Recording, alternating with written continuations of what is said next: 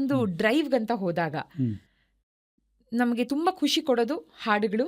And ನೀವಂತೂ 2,500 ಹಾಡುಗಳಲ್ಲಿ almost 2,000 ಹಾಡುಗಳು ಪ್ರೇಮಗೀತೆಗಳು ಅನ್ಕೊಳ್ಳೋಣ.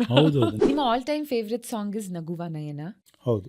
ಇದನ್ನು ಹೊರತುಪಡಿಸಿ ಒಂದು ಟಾಪ್ 3 ಸಾಂಗ್ಸ್ ಲೂಪಲ್ಲಿ 1000 ಸಲ ಕೇಳಿದ್ರು ಮತ್ತೆ ಮತ್ತೆ ಕೇಳ್ತೀರಾ ಅನ್ನುವಂಥದ್ದು ಯಾವುದು? ಎಲ್ಲ ಕಡೆ ಟಫೆಸ್ಟ್ ಜಾಬ್ ನಿಮಗೆ ಈಗೋ ಮ್ಯಾನೇಜ್ಮೆಂಟೇ. ಬೇರೆ ಎಲ್ಲ ಕತೆ ಬರಿ, ಹಾಡು ಬರಿ, ಆರ್ಟಿಸ್ಟ್ ಫಿಕ್ಸ್ ಮಾಡು, ಡೈಲಾಗ್ ಹೇಳು, ಅದೆಲ್ಲ ಮಾಡಿಬಿಡ್ಬೋದು. ನಾನು ಯಾವಾಗ ಡೈರೆಕ್ಟರ್ ಅಸಿಸ್ಟೆಂಟ್ ಡೈರೆಕ್ಟರ್ ಆದ್ನೋ ನನಗೆ ತುಂಬ ಕಷ್ಟ ಗೊತ್ತಾಗಿದ್ದು ಜೂನಿಯರ್ ಆರ್ಟಿಸ್ಟ್ಗಳದ್ದು. ಅವ್ರನ್ನ ತುಂಬ ಕೆಟ್ಟಾಗಿ ನಡ್ಸ್ಕೋತಾರೆ. ಆ್ಯಕ್ಚುಲಿ ರಚಿತಾ ಊಟ ಮಾಡುವಾಗೆಲ್ಲ ಎದುರುಗಡೆ ಕೂತ್ಕೊತಿದ್ದೆ ನಾನು, ಫಿಶ್ ಹಾಕ್ಬೇಡಿ ಇವರಿಗೆ, ತಿನ್ಬೇಡಿ ಅಂತ. ಅವರು ಹಾಡ್ಕೊಳ್ ಕವಿ ಸಾರ್, ಒನ್ ಪೀಸ್ ಕವಿ ಸಾರ್ ಅನ್ನೋರು. ನಾನು ರಚಿತಾ ಸೀರಿಯಸ್ ಆಗಿ ಏನು ಅಂದ್ಕೊಂಡಿದ್ದೀರಾ, ಇದು ಟೈಟಲ್ ರೋಲು ದರ್ಶನ್ ಅವ್ರು ಎದುರು ನಿಮ್ಮ ಫಸ್ಟ್ ಸಿನಿಮಾ ಕರಿಯರು, ಹಂಗೆ ಹಿಂಗೆ. ನನಗೂ ಊರಲ್ಲಿ ಇಷ್ಟೆಲ್ಲ ಹಾಡು ಬರೆದ್ರು ಅಥವಾ ಬರೆದ್ರು ಎಲ್ಲೋ ಒಂದು ಕಡೆ ಏನೋ ಮಾಡ್ತಿರ್ತಾನೆ ಬೆಂಗಳೂರಲ್ಲಿ ಅನ್ನೋ ಥರದ್ದೇ. ತುಂಬ ಜನ ನಂಬೋಕ್ಕೂ ರೆಡಿ ಇರಲಿಲ್ಲ ಫಸ್ಟ್ ಇಂಟರ್ವ್ಯೂ ಬರೋ ತನಕ ಅಥವಾ ಫಸ್ಟ್ ಪೇಪರ್ಲೆ ಫೋಟೋ ಬರೋ ತನಕ. ಕವಿರಾಜ್ ಅಂದರೆ ಎಷ್ಟೋ ಜನ ಇರ್ಬೋದು, ಇವನೇ ಅಂತ ಏನು ಗ್ಯಾರಂಟಿ ಅನ್ನೋ ಥರ. ರೆಮ್ಯೂನರೇಷನ್ ಅಂತ ಸಿಗೋದು ಬೇರೆ, ಪ್ರೀತಿಯಿಂದ ಕೆಲವರು ನಿಮಗೆ ಒಂದಷ್ಟು ಗಿಫ್ಟ್ಸ್ನ ಕೂಡ ಕೊಟ್ಟಿರಬಹುದು. ಅಂತ ಒಂದು ಮೆಮೊರಬಲ್ ಗಿಫ್ಟ್ ಯಾವುದು ಸರ್? ನೋಡಿ, ಇವರೇ ಕವಿರಾಜು ಕಣಕಣ ಶಾರದೆ ಬರೆದಿದ್ದು ಅಂದರು. ಇಷ್ಟು ಅದು ಗೊತ್ತಲ್ಲ, ಸ್ಲೋ ಆಗಿ ಹಿಂಗೆ ತಿರುಗಿದ್ರು. ನೀವು ಹೆಸರಿಗೆ ತಕ್ಕಂತೆ ಕವಿರಾಜನೇ ಬಿಡ್ರಿ ಸರ್. ವರ್ಕ್ ಕಲ್ಚರ್ ಅಂತ ಬಂದಾಗ ಆಗ ಹೇಗಿತ್ತು, ಈಗ ಹೇಗೆ ಬದಲಾಗಿದೆ, and you think it is for good? ಒಬ್ಬ ಕಾಮನ್ ಕೊನೆಯ ಮನುಷ್ಯನಿಂದ ಹಿಡಿದು ಎಲ್ಲರೂ ನೋಡ್ತಾರೆ. ಸೊ ಅವನಿಗೂ ಅರ್ಥ ಆಗಬೇಕು. ನಾನೇನೋ ಬರೆದ್ಬಿಟ್ಟು ಅವ್ರು ಡಿಕ್ಷನರಿ ಹಿಡ್ಕೊಂಡು ಅದನ್ನು ಅರ್ಥ ಮಾಡ್ಕೋಬೇಕು ಅಂದರೆ ಅದು ನನ್ನ ಫೇಲ್ಯೂರ್. ಅದು ಬಾನಿಂದ ವಾಚಂದಿರ ಹಾಡು, ಕಂಠಿ ಸಿನಿಮಾ, ಅದು ಅಂದರೆ ಗುರುಕಿರಣ್ ಅವ್ರಿಗೆ ಹಾಡು ಬರೋದು ಇನ್ನೊಂದು ನೆಕ್ಸ್ಟ್ ಲೆವೆಲ್ ಚಾಲೆಂಜ್. ಅದು ಅವರು ಒಂದು ಮೀಟರ್ ಫಿಕ್ಸ್ ಮಾಡಿರ್ತಾರೆ, ಒಂದು ಟ್ಯೂನ್ ಫಿಕ್ಸ್ ಮಾಡಿರ್ತಾರೆ, ಅದರಿಂದ ಒಂದು ಚೂರು ಅಲ್ಲಾಡಕ್ಕೆ ಬಿಡಲ್ಲ ಅವರು. ಮೇ ಬಿ ನಿಮ್ಮ ಮೂಡು ತುಂಬ ಚೆನ್ನಾಗಿತ್ತು, ಎಲ್ಲವೂ ಕೂಡ ಬಂತು, ತುಂಬ ಕ್ವಿಕ್ಕಾಗಿ ಬರೆದೆ ಈ ಹಾಡನ್ನ ಅನ್ನುವಂಥದ್ದು ಯಾವುದು? ತುಂಬ ಕ್ವಿಕ್ಕಾಗಿ ಬರೆದಿರೋದು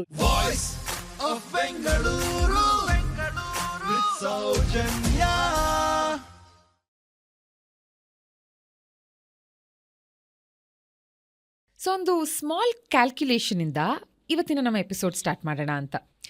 ತಿಂಗಳಿಗೆ ಆನ್ ಅನ್ ಆವ್ರೇಜ್ 9 ಹಾಡುಗಳನ್ನು ಬರಿತಾ ಹೋದರೆ ವರ್ಷಕ್ಕೆ ಎಷ್ಟಾಗತ್ತೆ? ಓಕೆ, ಅಪ್ರಾಕ್ಸಿಮೇಟ್ಲಿ 100 ಅಂತ ಅಂದ್ಕೊಳ್ಳೋಣ, ಓಕೆನಾ?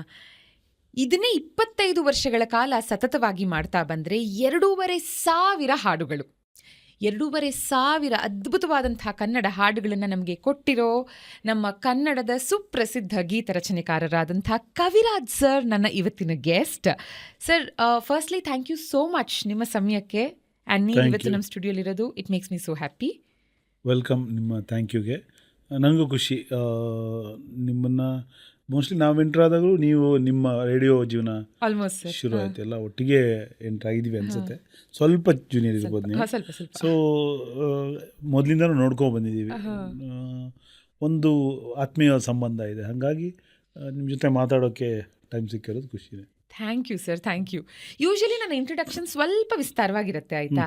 ಆದರೆ ಇವತ್ತು ತುಂಬ ಶಾರ್ಟ್ ಇಂಟ್ರೊಡಕ್ಷನ್ ಏನು ಕೊಟ್ಟಿದ್ದು ಅಂದರೆ, ಇವಾಗ ನಿಮ್ಮ ಹತ್ರ ಮಾತಾಡ್ತಾನೆ I want to give an introduction which almost ಎಲ್ಲರಿಗೂ ಗೊತ್ತು. ಆ್ಯಂಡ್ ಆಲ್ಸೋ ನಿಮಗೆ ನಾನು ಕಾರ್ಯಕ್ರಮದ ಪ್ರಾರಂಭದಲ್ಲೇ ಹೇಳಿದಾಗೆ, ಯೂಶಲಿ ಪಾಪ ನೀವು ಎಲ್ಲ ಕಡೆ ಹೇಳಿರೋ ಅದೇ ವಿಷಯಗಳು, ಅದರ ಪ್ರಸ್ತಾಪ ಮಾಡೋದಿಲ್ಲ ನಾನು. ಯಾಕಂದ್ರೆ ಸಾಕಷ್ಟು ಕಡೆ ಆಫ್ಕೋರ್ಸ್ ಸರ್ನ ಕೇಳೋ ಮೊದಲ ಪ್ರಶ್ನೆ, ಸರ್ ನಿಮ್ಮ ಹುಟ್ಟ ಹೆಸರೇನು, ಜನ್ಮನಾಮ ಏನು ಅಂತ. ನೀವು 1,00,000 ಅದೆಷ್ಟನೇ ಸಲನೋ 36,434ನೇ ಸಲ ಹೇಳ್ಬಿಟ್ಟಿದ್ದೀರಾ ದಟ್ ನನ್ನ ಹುಟ್ಟು ಹೆಸರೇ ಕವಿರಾಜ್ ಅಂತ. ಆ್ಯಂಡ್ ಆಲ್ಸೋ ಮೆಡಿಕಲ್ ರೆಪ್ ಆಗಿರ್ತೀರಾ ನೀವು almost 2001 2 almost. And one fine day ನೀವೊಂದಷ್ಟು ಕವಿತೆಗಳನ್ನು ಏನು ಬರೆದಿರ್ತೀರಾ, ಗುರುಕಿರಣ್ ಸರ್ನ ಹೋಗಿ ಮೀಟ್ ಮಾಡ್ತೀರಾ. ಮೀಟ್ ಮಾಡಿದ ದಿನಾನೇ ನಿಮ್ಮ ಅಪ್ರೋಚ್ ಅವ್ರಿಗೆ ಎಷ್ಟು ಇಷ್ಟ ಆಗುತ್ತೆ ಅಂದರೆ ಅವತ್ತೇ ಒಂದು ಹಾಡು ಬರಿ ಅಂತ ಕೊಡ್ತಾರೆ, ಆ್ಯಂಡ್ ಟ್ಯೂನ್ನ ಕ್ಯಾಸೆಟ್ಗೆ ಹಾಕ್ಕೊಡ್ತಾರೆ. ಬಟ್ ನಿಮ್ಮ ಹತ್ರ ಎಲ್ಲಿ ಕೇಳದ ಕ್ಯಾಸೆಟ್ನ ಆಪ್ಷನ್ ಇಲ್ಲ. ಸೊ ಕ್ವಿಕ್ಲಿ ಬರ್ತೀರಾ ನೀವು ಭಾಷ್ಯಂ ಸರ್ಕಲ್ಗೆ ಬಂದು ಅಲ್ಲಿ ಏನು ಪರ್ಚೇಸ್ ಮಾಡ್ತೀರಾ? ವಾಕ್ಮೆನ್. ಕರೆಕ್ಟ್. ಓ ಮೈ ಗಾಡ್, ಆವತ್ತಿನ ಕಾಲದಲ್ಲಿ ಹೌದು, ವಾಕ್ಮೆನ್ನ ಪರ್ಚೇಸ್ ಮಾಡಿ ಟ್ಯೂನ್ನ ಕೇಳಿ. ಫಸ್ಟ್ ಟ್ಯೂನ್ ನೀವು ಕೇಳಿದ್ದು ಕರಿಯಾಸನವಾದ ನನ್ನಲ್ಲಿ ನಾನಿಲ್ಲ, ಅದರಲ್ಲಿ ಬೇರೆನೇ ಲಿರಿಕ್ಸ್ ಬರ್ದಿರ್ತೀರಾ. ಬಿಕಾಸ್ ಅವಾಗ ನಿಮಗೆ ಮೀಟರ್ ಅಂದರೆ ಏನೂ ಗೊತ್ತಿರೋದಿಲ್ಲ, ಅದಕ್ಕೆ ತಕ್ಕ ಹಾಗೆ ಕೂರಿಸ್ಬೇಕು, ಹ್ರಸ್ವ ದೀರ್ಘ ಇದೆಲ್ಲ ಅಷ್ಟು ಪರಿಚಯ ಇರೋದಿಲ್ಲ. ಸೊ ಬರ್ಕೊಂಡು ಹೋಗಿ ಗುರುಕಿರಣ್ ಸರ್ನ ಮೀಟ್ ಮಾಡಿದಾಗ ಸರ್ ಹೇಳ್ತಾರೆ, ಅದನ್ನೆಲ್ಲ ಅರ್ಥ ಮಾಡಿಸಿ ಅದೇ ಹಾಡಲ್ಲಿ ಮುಂದೆಲ್ಲೋ ನನ್ನಲ್ಲಿ ನಾನಿಲ್ಲ ಬರ್ದಿರ್ತೀರಾ, ಅದನ್ನು ಫಸ್ಟ್ ಲೈನ್ಸ್ ಆಗಿ ಮಾಡ್ತಾರೆ. ಅಲ್ಲಿಂದ ಪ್ರಾರಂಭವಾಗುತ್ತೆ. ಇವತ್ತಿಗೂ ಬಹಳ ಹೆಮ್ಮೆಯಿಂದ ಹೇಳ್ಕೊತೀರಾ ಗುರು ಕಿರಣ್ ಸರ್ ನಿಮ್ಮ ಗುರುಗಳು ಅಂತ. ಸೊ ನನಗೆ ಇದಿಷ್ಟನ್ನು ಬಿಟ್ಟು ನಿಮ್ಮ ಜೀವನದ ಮತ್ತೊಂದು ಮಜಲನ್ನ ಎಕ್ಸ್ಪ್ಲೋರ್ ಮಾಡಬೇಕು ಅಂತ. ಸೊ ಅಂಥ ಸಾಕಷ್ಟು ವಿಷಯಗಳನ್ನ ಇವತ್ತು ಡಿಸ್ಕಸ್ ಮಾಡ್ತಾ ಹೋಗೋಣ. ಟು ಬಿಗಿನ್ ವಿತ್, ನಮಗೆ ಒಂದು ಡ್ರೈವ್ಗಂತ ಹೋದಾಗ ನಮಗೆ ತುಂಬ ಖುಷಿ ಕೊಡೋದು ಹಾಡುಗಳು. ಅಂಡ್ ನೀವಂತೂ 2,500 ಹಾಡುಗಳಲ್ಲಿ ಆಲ್ಮೋಸ್ಟ್ 2,000 ಹಾಡುಗಳು ಪ್ರೇಮಗೀತೆಗಳು ಅನ್ಕೊಳ್ಳೋಣ. ನಿಜ ಅಲ್ವಾ? ಸೊ ನಿಮ್ಮ ಹಾಡುಗಳನ್ನ ಕೇಳ್ಕೊಂಡು ಡ್ರೈವ್ ಮಾಡೋದು, ಒಳ್ಳೊಳ್ಳೆ ಕನ್ನಡ ಹಾಡುಗಳನ್ನ ಕೇಳ್ಕೊಂಡು ಡ್ರೈವ್ ಮಾಡೋದು ನಮಗೆ ಖುಷಿ ಕೊಡುತ್ತೆ. ಬಟ್ ನಿಮಗೆ ಡ್ರೈವಿಂಗೇ meditation. You love to drive. ನೀವು ಡ್ರೈವ್ ಮಾಡೋವಾಗ ಯಾರ ಹಾಡುಗಳನ್ನ ಕೇಳ್ತೀರಾ? ನಾನು ಡ್ರೈವ್ ಮಾಡುವಾಗ 50% ನನ್ನ ಹಾಡುಗಳನ್ನೇ ಕೇಳ್ತೀನಿ. ನನಗೆ ಎಲ್ಲೋ ಒಂದು ಕಡೆ ಅದೊಂದು ಹೈ ಕೊಡುತ್ತೆ. ಖುಷಿ, ನಾನು ಬರ್ದಿರೋದಿದ್ದು. ಮತ್ತು ಇನ್ನೊಂದು ಸರಿ ನನಗೆ ನನ್ನನ್ನು ವಿಶ್ಲೇಷಣೆ ಮಾಡ್ಕೊಳ್ಳೋ ಅವಕಾಶ ಸಿಗುತ್ತೆ. ಹೆಂಗೆ ಬರ್ದೆ, ಏನು ಮಾಡಬೇಕು, ಇನ್ನೂ ಏನು ಮಾಡ್ಬೋದಿತ್ತು, ಆ ಥರದ್ದೊಂದು ಆ್ಯಂಗಲ್ ಸಿಗುತ್ತೆ ನನಗೆ. ಮತ್ತು ನಾವು ಬರ್ದಿದ್ದನ್ನೇ ನಮ್ಮನ್ನೇ ನಾವು ಒಂದು ಸರಿ ಕೇಳ್ಕೊಂಡಾಗ ಎಲ್ಲಿ ಬದಲಾಗಬೇಕು, ಹೊಸದೇನು ಬರೀಬೇಕು, ಆ ಅಪ್ರೋಚು ನಮ್ಗೆ ಸಿಗುತ್ತೆ. ಒಂದು ಖುಷಿ ಕೊಡುತ್ತೆ. ಪರವಾಗಿಲ್ಲ ಇಷ್ಟೆಲ್ಲ ಬರೆದಿದ್ದೀನಿ ಅನ್ನೋದು ಅದೊಂದು ಇರುತ್ತೆ. ಜೊತೆಗೆ ಅದರಲ್ಲಿ ಒಂದು ನಮ್ಮನ್ನೇ ನಾವು ವಿಶ್ಲೇಷಣೆ ಮಾಡ್ಕೊಡುವಂಥ ಪಾರ್ಟ್ ಕೂಡ ಇರುತ್ತೆ. ನಿಮ್ಗೆ ಗೊತ್ತಿದ್ದಂಗೆ ಎಲ್ಲರೂ ಸಾಮಾನ್ಯವಾಗಿ ನನಗೆ ಗೊತ್ತಿರೋ ಡ್ರೈವ್ ಮಾಡುವಾಗ ಒಂದು ರಿದಮ್ ಇರೋ ಹಾಡುಗಳನ್ನ ಕೇಳ್ಕೊಂಡು ಹೋದರೆ ನಮ್ಗೆ ಪ್ರಯಾಣ ಗೊತ್ತಾಗಲ್ಲ, ಆಯಾಸ ಗೊತ್ತಾಗಲ್ಲ. ಅದು ಪ್ರಯಾಣಕ್ಕೂ ಒಂದು ರಿದಮ್ ಒದಗಿಸುತ್ತೆ. ಸುಮ್ಮನೆ ಏನೋ ಒಂದು ಹಾಡು ಕೇಳ್ತಾ ಇದ್ದೀನಿ ಹೋಗ್ತಾ ಇದ್ದೀವಿ ಅಲ್ಲ. ಸಮ್ ಸಾಂಗ್ಸ್ ಆ ಪ್ರಯಾಣದ ಟೋನ್ ಸೆಟ್ ಮಾಡ್ತವೆ. ಸೊ ಅದು ನಂಗೆ ತುಂಬ ಇಷ್ಟ. ಪ್ರಯಾಣದ ಜೊತೆಗೆ ಬರ್ತಾವಲ್ಲ ಹಾಡುಗಳು, ಅದಕ್ಕೆಲ್ಲೋ ಬೇರೆ ಆಗಲ್ಲ. ಅದು ಒಂಥರ ರೀರೆಕಾರ್ಡಿಂಗ್ ಮಾಡ್ದಂಗೆ. ಈಗ ಸಿನಿಮಾಗೆ ಹೆಂಗೆ ರೀರೆಕಾರ್ಡಿಂಗ್ ಮಾಡ್ಕೋತೀವೋ, ಪ್ರಯಾಣಕ್ಕೂ ಒಂದು ರೀರೆಕಾರ್ಡಿಂಗ್ ನಾವು ಮಾಡ್ಕೊಂಡಂಗೆ. ಅಲ್ಲಿ ನಿಮಗೆ ನೋಡಿದ್ರೆ ನಿಮಗೆ ಶುರುವಿನಲ್ಲಿ ಒಳ್ಳೆ ಜೋಶ್ ಹಾಡಿಗೆ ಹೋಗಿರ್ತೀವಿ, ಯಾವುದೋ ಡಬ ಡಬ ಹೋಗಿರ್ತಾ ಇರುತ್ತೆ. ಸ್ವಲ್ಪ ಎಲ್ಲೋ ಮಧ್ಯ ಸ್ವಲ್ಪ ಬೋರ್ ಆದಾಗ ಹಂಗೆ ಸ್ವಲ್ಪ ಮೆಲೋಡಿಗೆ ಶಿಫ್ಟ್ ಆಗೋದು, ಅಥವಾ ಮಧ್ಯದಲ್ಲಿ ಮೆಲೋಡಿ ಬಂದು ಮತ್ತೆ ಬೋರ್ ಆಗ್ತಿದ್ದಂಗೆ ಮತ್ತೆ ಈ ಸ್ವಲ್ಪ ಮಾಸ್ ಸಾಂಗ್ಸಿಗೆ ಬರೋದು. ಮತ್ತು ನಿಮ್ಮ ಕಾರೊಳಗೆ ಯಾರ್ಯಾರಿದ್ದಾರೆ ಅನ್ನೋದನ್ನು ನಿಮ್ಮ ಪ್ಲೇಲಿಸ್ಟ್ ಡಿಸೈಡ್ ಮಾಡುತ್ತೆ. ಮಕ್ಕಳಿದ್ದಾಗ ಪ್ಲೇಲಿಸ್ಟ್ ಬೇರೆ ಆಗುತ್ತೆ, ಅಥವಾ ಅಮ್ಮ ಅಥವಾ ಸ್ವಲ್ಪ ಏಜ್ ಆದವರಿದ್ದರೆ ಹಳೆ ಸಾಂಗ್ಸ್ಗಳು ಬೇಕು ಅಂತಾರೆ. ಸೊ ಅದೇ ಒಂದು ಎಕ್ಸ್ಪೀರಿಯನ್ಸ್ ಆ್ಯಕ್ಚುಲಿ ಪ್ರಯಾಣದಲ್ಲಿ. ಆ ಪ್ಲೇಲಿಸ್ಟ್ ಗಮನಿಸಿದ್ರೆ ನೀವು ಸುಮ್ಮನೆ ಅದನ್ನು ಪಟ್ಟಿ ಮಾಡಿಕೊಂಡ್ರೆ ನೀವು ಹೇಗೆ ಪ್ರಯಾಣ ಮಾಡಿದ್ರಿ ಅಂತ ಹೇಳ್ಬಿಡ್ಬೋದು, ನಿಮ್ಮ ಪ್ರಯಾಣ ಹೇಗಿತ್ತು ಅಂತ. ಕರೆಕ್ಟ್. ಆ್ಯಂಡ್ ನಿಮ್ಮ all time favourite song is ನಗುವ ನಯನ. ಹೌದು. ಇದನ್ನು ಹೊರತುಪಡಿಸಿ ಒಂದು ಟಾಪ್ 3 ಸಾಂಗ್ಸ್ ಲೂಪಲ್ಲಿ 1000 ಸಲ ಕೇಳಿದ್ರು ಮತ್ತೆ ಮತ್ತೆ ಕೇಳ್ತೀರಾ ಅನ್ನುವಂಥದ್ದು ಯಾವುದು? ಒಂದು ನಗುವ ನಯನ ಮೊದಲನೇ ಎನಿ ಟೈಮ್ ಅದು. ನನಗೆ ಇನ್ನೊಂದು ಇದು ಹಂಸಲೇಖ ಅವರ ರಾಮಾಚಾರಿ ಸಿನಿಮಾದ್ದು ನಮ್ಮೂರೈವರಾಣಿ, ಅದೇನೋ ಒಂದು ಮೂಡು ನನಗೆ, ಅದು ತುಂಬ ಇಷ್ಟ ಆಗುತ್ತೆ. ಆಮೇಲೆ ಬಾನಿಗೊಂದು ಎಲ್ಲೇ ಅದು ಕೇಳ್ತೀನಿ. ನನ್ನ ವೈಯಕ್ತಿಕ ಸಾಂಗ್ಸಿಗೆ ಬಂದಾಗ ಎಗೇನ್ ಸಂಜುವಟ್ಸ್ ಗೀತಾ, ಮೈನಾ, ಆ ಥರದ ಸಾಂಗ್ಗಳು ನನಗೆ ತುಂಬ ಜನಕ್ಕೆ ಇದರಿಂದ ನಾನು ಗುರುತಿಸ್ತಾರೆ. ಬಟ್ ನನ್ನ ವೈಯಕ್ತಿಕವಾಗಿ ತುಂಬ ಕೇಳೋ ಆಲ್ಬಮ್ ನಾನು ಅಂದರೆ 99 ಸಿನಿಮಾದ್ದು. ಎಲ್ಲ ಸಾಂಗು ನಾನೇ ಬರೆದಿದ್ದೆ ಬೇರೆ. ತುಂಬ ಬೇರೆ ಲೋಕಕ್ಕೆ ಕರ್ಕೊಂಡು ಹೋಗೋವಂಥ, ಏನಂದರೆ ಬೇಜಾರೇನು ಅಂದರೆ ನಾವು ಅಂದ್ಕೊಂಡಾಗ ಆಗಿಲ್ಲ ಆ ಸಿನಿಮಾ. ನಾನು ಬರೆದಿರೋ one of the best album ಆಗಿರ್ಬೋದು. ನನಗೆ ಹಿಟ್ಟಾಗಿದ್ದ ಸಾಂಗ್ ಯಾವುದು, ಹೆಸರು ಬಂದಿದ್ದ ಸಾಂಗ್ ಯಾವುದು, ಅವಾರ್ಡ್ ಬಂದಿದ್ದ ಸಾಂಗ್ ಯಾವುದು, ಬಟ್ ನನಗೆ ತುಂಬ ತೃಪ್ತಿ ಕೊಟ್ಟಿದ್ದು 99 ಹಾಡುಗಳು. So nice. ಆ್ಯಂಡ್ ಸೊ ಪ್ರಾರಂಭದಲ್ಲಿ ನೀವು ಕರಿಯಾ ಸಿನಿಮಾಗೆ ಮೊದಲನೇದಾಗ ಹಾಡು ಬರೆದ್ರು. ರಿಲೀಸ್ ಆಗಿದ್ದು ಧಮ್ ಮತ್ತೆ ಧ್ರುವ ಸಿನಿಮಾದ ಹಾಡುಗಳು. ಸೊ ನೀವು ಅದೇ ಹೇಳ್ತಿರಲ್ಲ. ಸೊ ನಾನು ಹೇಳ್ಕೊತಾನೆ ಇರ್ಲಿಲ್ಲ ಎಲ್ಲೂ ಕರಿಯಾಗಿ ಬರ್ದಿದ್ದೀನಿ, ಏನು ಟೈಟಲ್ ಹೀಗಿದೆ ಕರಿಯಾ ಅಂತ ಅಂತಿದ್ರಿ ಅಂತ. ಬಟ್ ನೋಡಿ, ನಿಮಗೆ ಗೊತ್ತಿಲ್ಲದೆ ನೀವು ಬರ್ದಂಥ ಮೊದಲ 2 ಸಿನಿಮಾಗಳು ಸೂಪರ್ ಸ್ಟಾರ್ ನಟರ ಸಿನಿಮಾಗಳು. What a beautiful entry. ಇವಾಗ ನಾವು ಇಂಟರ್ನ್ ಆಗಿ ಎಲ್ಲೋ ಕೆಲ್ಸಕ್ಕೆ ಸೇರ್ಕೋಬೇಕು, ಏನೋ ಮಾಡಬೇಕು ಅಂದ್ರೆ ಬೇಸಿಕ್ ಇಂದ ಮಾಡಿಸ್ತಾರೆ. ಫಸ್ಟೇ ಹೈಯೆಸ್ಟ್ ಪ್ರೊಫೈಲ್ನ ಜಾಬ್ ಕೊಡೋದಿಲ್ಲ. ಬಟ್ ನಿಮ್ಗೆ ಅದು ಬರೆಯೋವಾಗ ಹೇಳಿದ್ರಾ ಹೀರೋ ಯಾರು? ಗೊತ್ತಿತ್ತು, ಇದೆಲ್ಲ ಬರೆಯೋವಾಗ ಗೊತ್ತಿತ್ತು. ಬಟ್ ಮಜಾ ಏನಂದ್ರೆ ಆ ಟೈಮಿಗೆ ಇಷ್ಟು ದೊಡ್ಡ ಸ್ಟಾರ್ ಅಲ್ಲ. ಸುದೀಪ್ ಸರ್ ಆಗಲಿ, ದರ್ಶನ್ ಅವರಾಗಲಿ ಇಷ್ಟು ದೊಡ್ಡ ಸ್ಟಾರ್ ಆಗಿರಲಿಲ್ಲ. ಅವ್ರದ್ದು ಬಿಗಿನಿಂಗ್ ಡೇಸೇ ಅದನ್ನು ಒಂಥರ ಜೊತೆಗೆ ಬೆಳೆದ್ವಿ ಅಂತ ಅನ್ಬೋದು. ಅವರೆಲ್ಲ ದೊಡ್ಡ ಹೀರೋಗಳಾಗಿ ಬೆಳೆದ್ರು, ನಾವು ರೈಟ್ರಾಗಿ ಬೆಳೆದ್ವಿ. ಅವಾಗೆಲ್ಲ ತುಂಬ ಈಸಿ ಇದ್ರು ನಮ್ಗೆ. ಅಂದರೆ ಸಿಗ್ತಾಯಿದ್ರು, ಮಾತಾಡ್ತಾ ಇದ್ವಿ. ಅದೆಲ್ಲ ಆ ಸ್ಟಾರ್ಡಮ್ ಇನ್ನೂ ಶುರುವಾಗಿರಲಿಲ್ಲ. ಸುದೀಪ್ ಅವರು ದಮ್ ಟೈಮ್ ಒಂದು 4-5ನೇ ಸಿನಿಮಾ ಇರ್ಬೋದೇನು. ಸೇಮ್ ವಿತ್ ದರ್ಶನ್ ಸರ್, ಅದು ಮೆಜೆಸ್ಟಿಕ್ ಆಗಿ 1-2 ಸಿನಿಮಾ ಆಗಿತ್ತು. ಅವರು ಸ್ಟಾರ್ ಅಲ್ಲ ಆ ಟೈಮ್ಗೆ.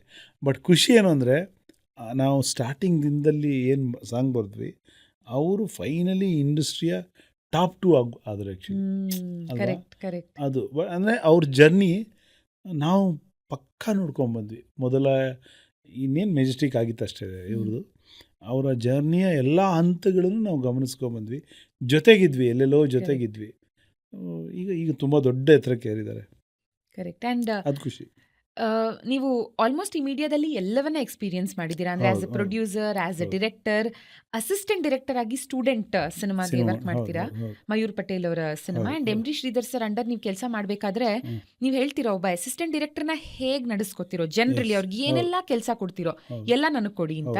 What was the toughest thing that you had to do? ಅಲ್ಲಿ ಟಫೆಸ್ಟ್ ಥಿಂಗ್ ಆ್ಯಕ್ಚುಲಿ ಪ್ರೊಡ್ಯೂಸರ್ನ ನಿಭಾಯಿಸೋದೇ. ಅಂದರೆ ಪ್ರೊಡ್ಯೂಸರ್ ಮತ್ತು ಒಂದು ಕೋಆರ್ಡಿನೇಷನ್ ಇರುತ್ತೆ. ಪ್ರೊಡ್ಯೂಸರ್ ಆಗಿರ್ಬೋದು, ಮ್ಯಾನೇಜರ್ ಮತ್ತು ಡೈರೆಕ್ಟರ್, ಅವರ ಮಧ್ಯೆ ಕೋಆರ್ಡಿನೇಷನ್ನ ನಿಭಾಯಿಸೋದೇ ದೊಡ್ಡ ಟಫೆಸ್ಟ್ ಜಾಬ್ ಅನ್ಸುತ್ತೆ ನನಗೆ. ಬೇರೆವೆಲ್ಲ ಆಗ್ಬಿಡುತ್ತೆ, ಬೇರೆವೆಲ್ಲ ಹೆಂಗೆ ಮಾಡಬೇಕು ಮಾಡಿಬಿಡ್ಬೋದು. ಈ ಈಗೋಗಳನ್ನ ನಿಭಾಯಿಸೋದಿದೆಯಲ್ಲ, ಈಗ ಸಾಮಾನ್ಯವಾಗಿ ಏನಾಗುತ್ತೆ ಅಂದರೆ ಪ್ರೊಡ್ಯೂಸರ್ಗೋ ಅಥವಾ ಎಕ್ಸಿಕ್ಯೂಟಿವ್ ಪ್ರೊಡ್ಯೂಸರ್ಗೋ ಅಥವಾ ಯಾರೋ ಕ್ಯಾಮ್ರಾಮ್ಯಾನ್ಗೋ ಎಲ್ಲೋ ಒಂದು ಈಗೋ ಕ್ಲಾಶ್ ಇರುತ್ತೆ ಡೈರೆಕ್ಟ್ರಿಗೂ. ಆವಾಗ ಡೈರೆಕ್ಟ್ರಿಗೆ ಹೇಳೋಕ್ಕಾಗಲ್ಲ, ಅಥವಾ ಡೈರೆಕ್ಟಾಗಿ ಪ್ರೊಡ್ಯೂಸರ್ಗೆ ಹೇಳೋಕ್ಕಾಗಲ್ಲ. ಅಲ್ಲಿ ಮಧ್ಯೆ ಫುಟ್ಬಾಲ್ ಆಗೋದು ಅಸೋಸಿಯೇಟ್ಗಳು, ಕೋ ಡೈರೆಕ್ಟ್ರುಗಳು.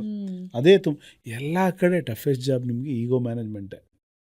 ಬೇರೆ ಎಲ್ಲ ಕತೆ ಬರಿ, ಹಾಡು ಬರಿ, ಆರ್ಟಿಸ್ಟ್ ಫಿಕ್ಸ್ ಮಾಡು, ಡೈಲಾಗ್ ಹೇಳು, ಅದೆಲ್ಲ ಮಾಡಿಬಿಡ್ಬೋದು. ಅದು ನಮ್ಮ ಕೈಯಲ್ಲಿದೆ. ಇದೇ ನನಗೆ ಟಫೆಸ್ಟ್ ಅನಿಸಿದ್ದು. ಆ ಟೀಮ್ನ ಮ್ಯಾನೇಜ್ ಮಾಡೋದಿದೆಯಲ್ಲ, ಅದರಲ್ಲೂ ಈ ಥರ ಫುಟ್ಬಾಲ್ ಆಗಿ ಮಧ್ಯದಲ್ಲಿ ಅವ್ರು ಹೇಳಿದ್ದು ಇವ್ರಿಗೆ ಹೇಳಿ, ಇವ್ರಿಗೆ ಹೇಳಿ, ಇಬ್ಬರೂ ಒಂದು ಪೇಜಿಗೆ ತರಬೇಕು. ಫಾರ್ ಎಕ್ಸಾಂಪಲ್ ಯಾವುದೋ ಒಂದು ಲೊಕೇಶನ್ನು ಡೈರೆಕ್ಟ್ರಿಗೆ ಬೇಕೇ ಬೇಕು. ಆ ಲೊಕೇಶನ್ನು ದಿನಕ್ಕೆ 1 ಲಕ್ಷ ಆಗುತ್ತೆ. ಆ ಲೊಕೇಶನ್ ಇದ್ದರೆ ಶೂಟ್ ಮಾಡ್ತೀನಿ ಅಂತಾರೆ ಡೈರೆಕ್ಟ್ರು, ನಂಗೆ ಬೇಕೇ ಬೇಕು ಅಂತಾರೆ. ಪ್ರೊಡ್ಯೂಸರ್ ಬಂದು ಏನಪ್ಪ ನಿಮ್ಮ ಡೈರೆಕ್ಟ್ರು ಅದೇ ಬೇಕು ಅಂತಾರೆ.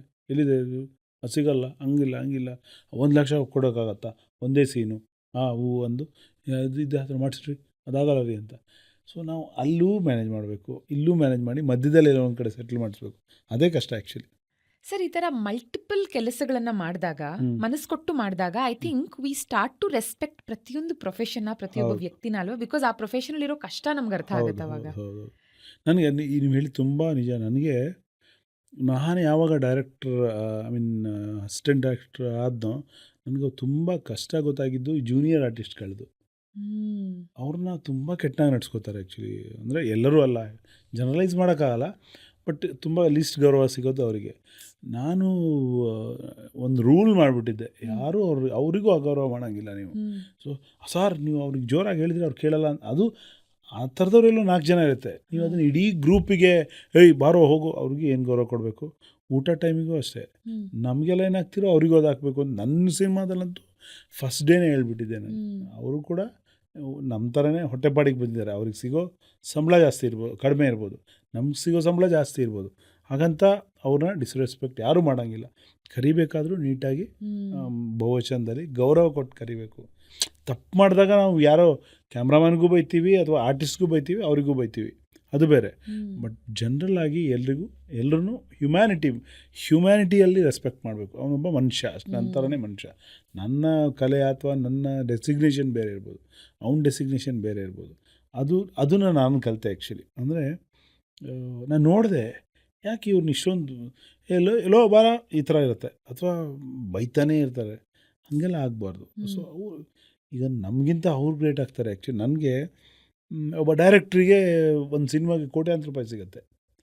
ಅವನಲ್ಲಿ ಹಾರ್ಡ್ ವರ್ಕ್ ಮಾಡ್ತಾನೆ, ಬಿಸಿನಲ್ಲಿ ನಿಲ್ತಾನೆ, ಧೂಳಲ್ಲಿ ನಿಲ್ತಾನೆ ಅಂದರೆ ನಂಗೆ ದೊಡ್ಡದು ಅನಿಸಲ್ಲ. ಅದಕ್ಕೆ ತಕ್ಕನಾಗಿ ನಿಂಗೆ ಪ್ರತಿಫಲ ಸಿಗ್ತಾ ಇರುತ್ತೆ. ಆದರೆ ಇವನಿಗೆ ಎಷ್ಟು ಸಿಗೋದು, ದಿನಕ್ಕೆ 300 ರೂಪಾಯಿನೋ 500 ರೂಪಾಯಿನೋ. ಅವ್ನು ಬಿಸಿನಲ್ಲಿ ನಿಲ್ತಾನೆ, ಅವನು ಒದ್ದಾಡ್ತಾನೆ, ಅವ್ನು ಬೀಳ್ತಾನೆ, ಅವನು ಹೇಳ್ತಾನೆ ಅಂದರೆ ಅವನದೇ ದೊಡ್ಡದು ಪರಿಶ್ರಮ ಆ್ಯಕ್ಚುಲಿ, ಅಲ್ವಾ. ನಿಜ ಸರ್. ಹಾಗಾಗಿ ನಾನು ಹೇಳೋದು, ದುಡ್ಡಲ್ಲೂ ಅಳೆಯೋದು ಅಲ್ಲ, ಎಲ್ರಿಗೂ ಈಕ್ವಲ್ ರೆಸ್ಪೆಕ್ಟ್ ಸಿಗಬೇಕು ಅಂತ ನಾನು ಕಲ್ತಿದ್ದು ಆ ದಿನಗಳಲ್ಲಿ. ಆ್ಯಂಡ್ ಅದನ್ನು ಇಂಪ್ಲಿಮೆಂಟ್ ಮಾಡ್ತಾ ಕೂಡ ಬಂದಿದ್ದೀರಾ ಅನ್ನೋದು ಖಂಡಿತ ಮಾಡಿದ್ದೆ. ಎಷ್ಟು ಹೇಗೆ ಅಂದರೆ, ನಾನು ನನ್ನ 2 ಸಿನಿಮಾಗಳಲ್ಲಿ ನಾನು ನೆನಪಿರುವಾಗ, ಸಿನಿಮಾ ಮುಗಿದ ಮೇಲೆ ನಾನು ಎಲ್ರಿಗೂ ಥ್ಯಾಂಕ್ಸ್ ಹೇಳುವಾಗ ಅವ್ರನ್ನೂ ನೆನೆಸ್ಕೊಂಡು ನಿಮ್ಮಿಂದ ಅಂತ ಥ್ಯಾಂಕ್ಸ್ ಹೇಳಿದೆ. ಕಾಳಿದಾಸ ಕನ್ನಡ ಮಿಸ್ಟ್ರಲ್ಲಿ ಒಂದು ಗ್ರೂಪ್ ಆಫ್ ಜೂನಿಯರ್ ಆರ್ಟಿಸ್ಟ್ ಬಂದು ನನ್ನ ಹತ್ರ ಬಂದು, ಸರ್ ನಿಮ್ಮ ಸಿನಿಮಾದಲ್ಲಿ ನಮಗೆ ಕೊಟ್ಟಷ್ಟು ಗೌರವ ಇನ್ಯಾವ ಸಿನಿಮಾದಲ್ಲಿ ಸಿಕ್ಕಿಲ್ಲ ಅಂತೇಳಿ ಕಣ್ಣೀರಾದರು ಅವ್ರು ಆ್ಯಕ್ಚುಲಿ. ಇದು ಅವಾಗ ನಮಗೂ ಒಂಥರ ದುಃಖ ಆಗುತ್ತೆ. ನನಗೆ ತುಂಬ ನೆನಪಿದೆ. ನಿನ್ನೆ ಕೂಡ ನಮ್ಮ ಒಬ್ಬ ಅಸಿಸ್ಟೆಂಟ್ ಫೋನ್ ಮಾಡಿದ್ರು. ಅವರು ಹೇಳ್ತಾರೆ, ಸರ್ ಇವತ್ತು ನೆನಪಿದೆ ಸರ್, ಅವತ್ತು ಬಂದು ಹೇಳಿದ್ರಲ್ಲ, ಅದು ನಾನು 25-30 ಸಿನಿಮಾ ವರ್ಕ್ ಮಾಡಿದ್ದೀನಿ, ಯಾವ ಸಿನಿಮಾದಲ್ಲೂ ಅಸಿಸ್ಟೆಂಟ್ ಡೈರೆಕ್ಟರ್ ಜೂನಿಯರ್ ಆರ್ಟಿಸ್ಟ್ ಎಲ್ಲ ಬಂದು ಹಂಗೆ ಹೇಳಿಲ್ಲ ಸರ್, ತುಂಬ ಇಮೋಷನಲ್ ಆಗಿತ್ತದು ಅಂತ ನಿನ್ನೆ ನನ್ನ ಅಸಿಸ್ಟೆಂಟ್ ಒಬ್ರು ಏನೋ ಫೋನ್ ಮಾಡಿದಾಗ ಮಾತಾಡ್ಕೊಂಡಿವಿ ನಾವು. ಸೊ ಅದು ಇಂಪಾರ್ಟೆಂಟ್, ಎಲ್ಲರೂ ಗೌರವಿಸ್ಬೇಕು, ಬೇರೆ ಎಲ್ಲ ನಂತರ. ಸೊ ಮದುವೆಯ ಮಮತೆಯ ಕರೆಯೋಲೆ ಅಂಡ್ ಕಾಳಿದಾಸ ಕನ್ನಡ ಮೇಷ್ಟ್ರು. ಹೌದು. ಆ ನಂತರ ನಿಮ್ನ ಎಲ್ಲರೂ ಕೇಳ್ತಾನೆ ಬಂದಿದ್ದಾರೆ ಮುಂದಿನ ಸಿನಿಮಾ ಯಾವಾಗ ಅಂತ. ಸೊ ಇವಾಗ ಇನ್ನೂ ಹೇಳ್ತಾ ಇದ್ರಿ, ಇವಾಗ ಬರಿತಾ ಇದ್ದೀರಾ ನೆಕ್ಸ್ಟ್ ಸಿನಿಮಾ ಮೇಲೆ ವರ್ಕ್ ಮಾಡ್ತಿದ್ದೀರಾ ಅಂತ. All the best sir. Thank you. ಏನಾದ್ರೂ ಅದ್ರ ಬಗ್ಗೆ ಬಿಟ್ಕೊಡ್ಬಹುದಾ, ಅಥವಾ ಇಸ್ ಇಟ್ ತುಂಬಾ ಅರ್ಲಿ ಸ್ಟೇಜಸ್? ತುಂಬ ಅರ್ಲಿ ಸ್ಟೇಜಸ್ ಅಂತ ಅನ್ಸುತ್ತೆ. ಯಾಕಂದ್ರೆ ನನಗೆ ವೈಯಕ್ತಿಕವಾಗಿ ಹೇಗಂದರೆ, ಈಗ ನಾನು ಬೇಸಿಕಲಿ ಲಿರಿಕ್ ರೈಟರ್ ನಾನು. ಸೊ ಅದನ್ನು ಬರೆಯೋದೇ ನಾನು ಪ್ರಿಫರ್ ಮಾಡ್ತೀನಿ. ನೀವು ಎರಡರಲ್ಲಿ ಯಾವ್ದು ಪ್ರಿಫರ್ ಅಂದರೆ ಅದೇ ಪ್ರಿಫರ್ ಮಾಡ್ತೀನಿ. ಬಟ್ ಯಾವತ್ತೂ ನಡುವಲ್ಲಿ ಒಂಥರ ಈ ಹವ್ಯಾಸಿ ಇದರಲ್ಲಿ ಒಂದು ಡೈರೆಕ್ಷನ್ ಮಧ್ಯದಲ್ಲಿ, ಅದೇ ನಾನು ಅಂದ್ಕೊಂಡಿರೋದು ಏನಂದರೆ, ನನ್ನ ಇಡೀ ಲೈಫ್ಗೆ ಒಂದು 5-6 ಸಿನಿಮಾ ಡೈರೆಕ್ಟ್ ಮಾಡಿದ್ರೆ ಓಕೆ, ನಂಗೆ ಸಾಕು. 50 ಆಗಬೇಕು 100 ಆಗಬೇಕು ಆ ಟಾರ್ಗೆಟ್ ಇಲ್ಲ. ಯಾವಾಗಲೂ ಒಂದು ಗ್ಯಾಪ್ ಅಷ್ಟೇ. ಹಾಡು ಬರೆಯೋದು ತುಂಬ ಆಯಿತು, ಏನೋ ಒಂದು ಚೇಂಜ್ ಬೇಕು ಅಂದಾಗ ಒಂದು ಒಳ್ಳೆ ಸಬ್ಜೆಕ್ಟ್ ಸಿಕ್ಕು ಎಲ್ಲ ಸರಿಯಾದಾಗ ಡೈರೆಕ್ಟ್ ಮಾಡೋದು ಅಂತ.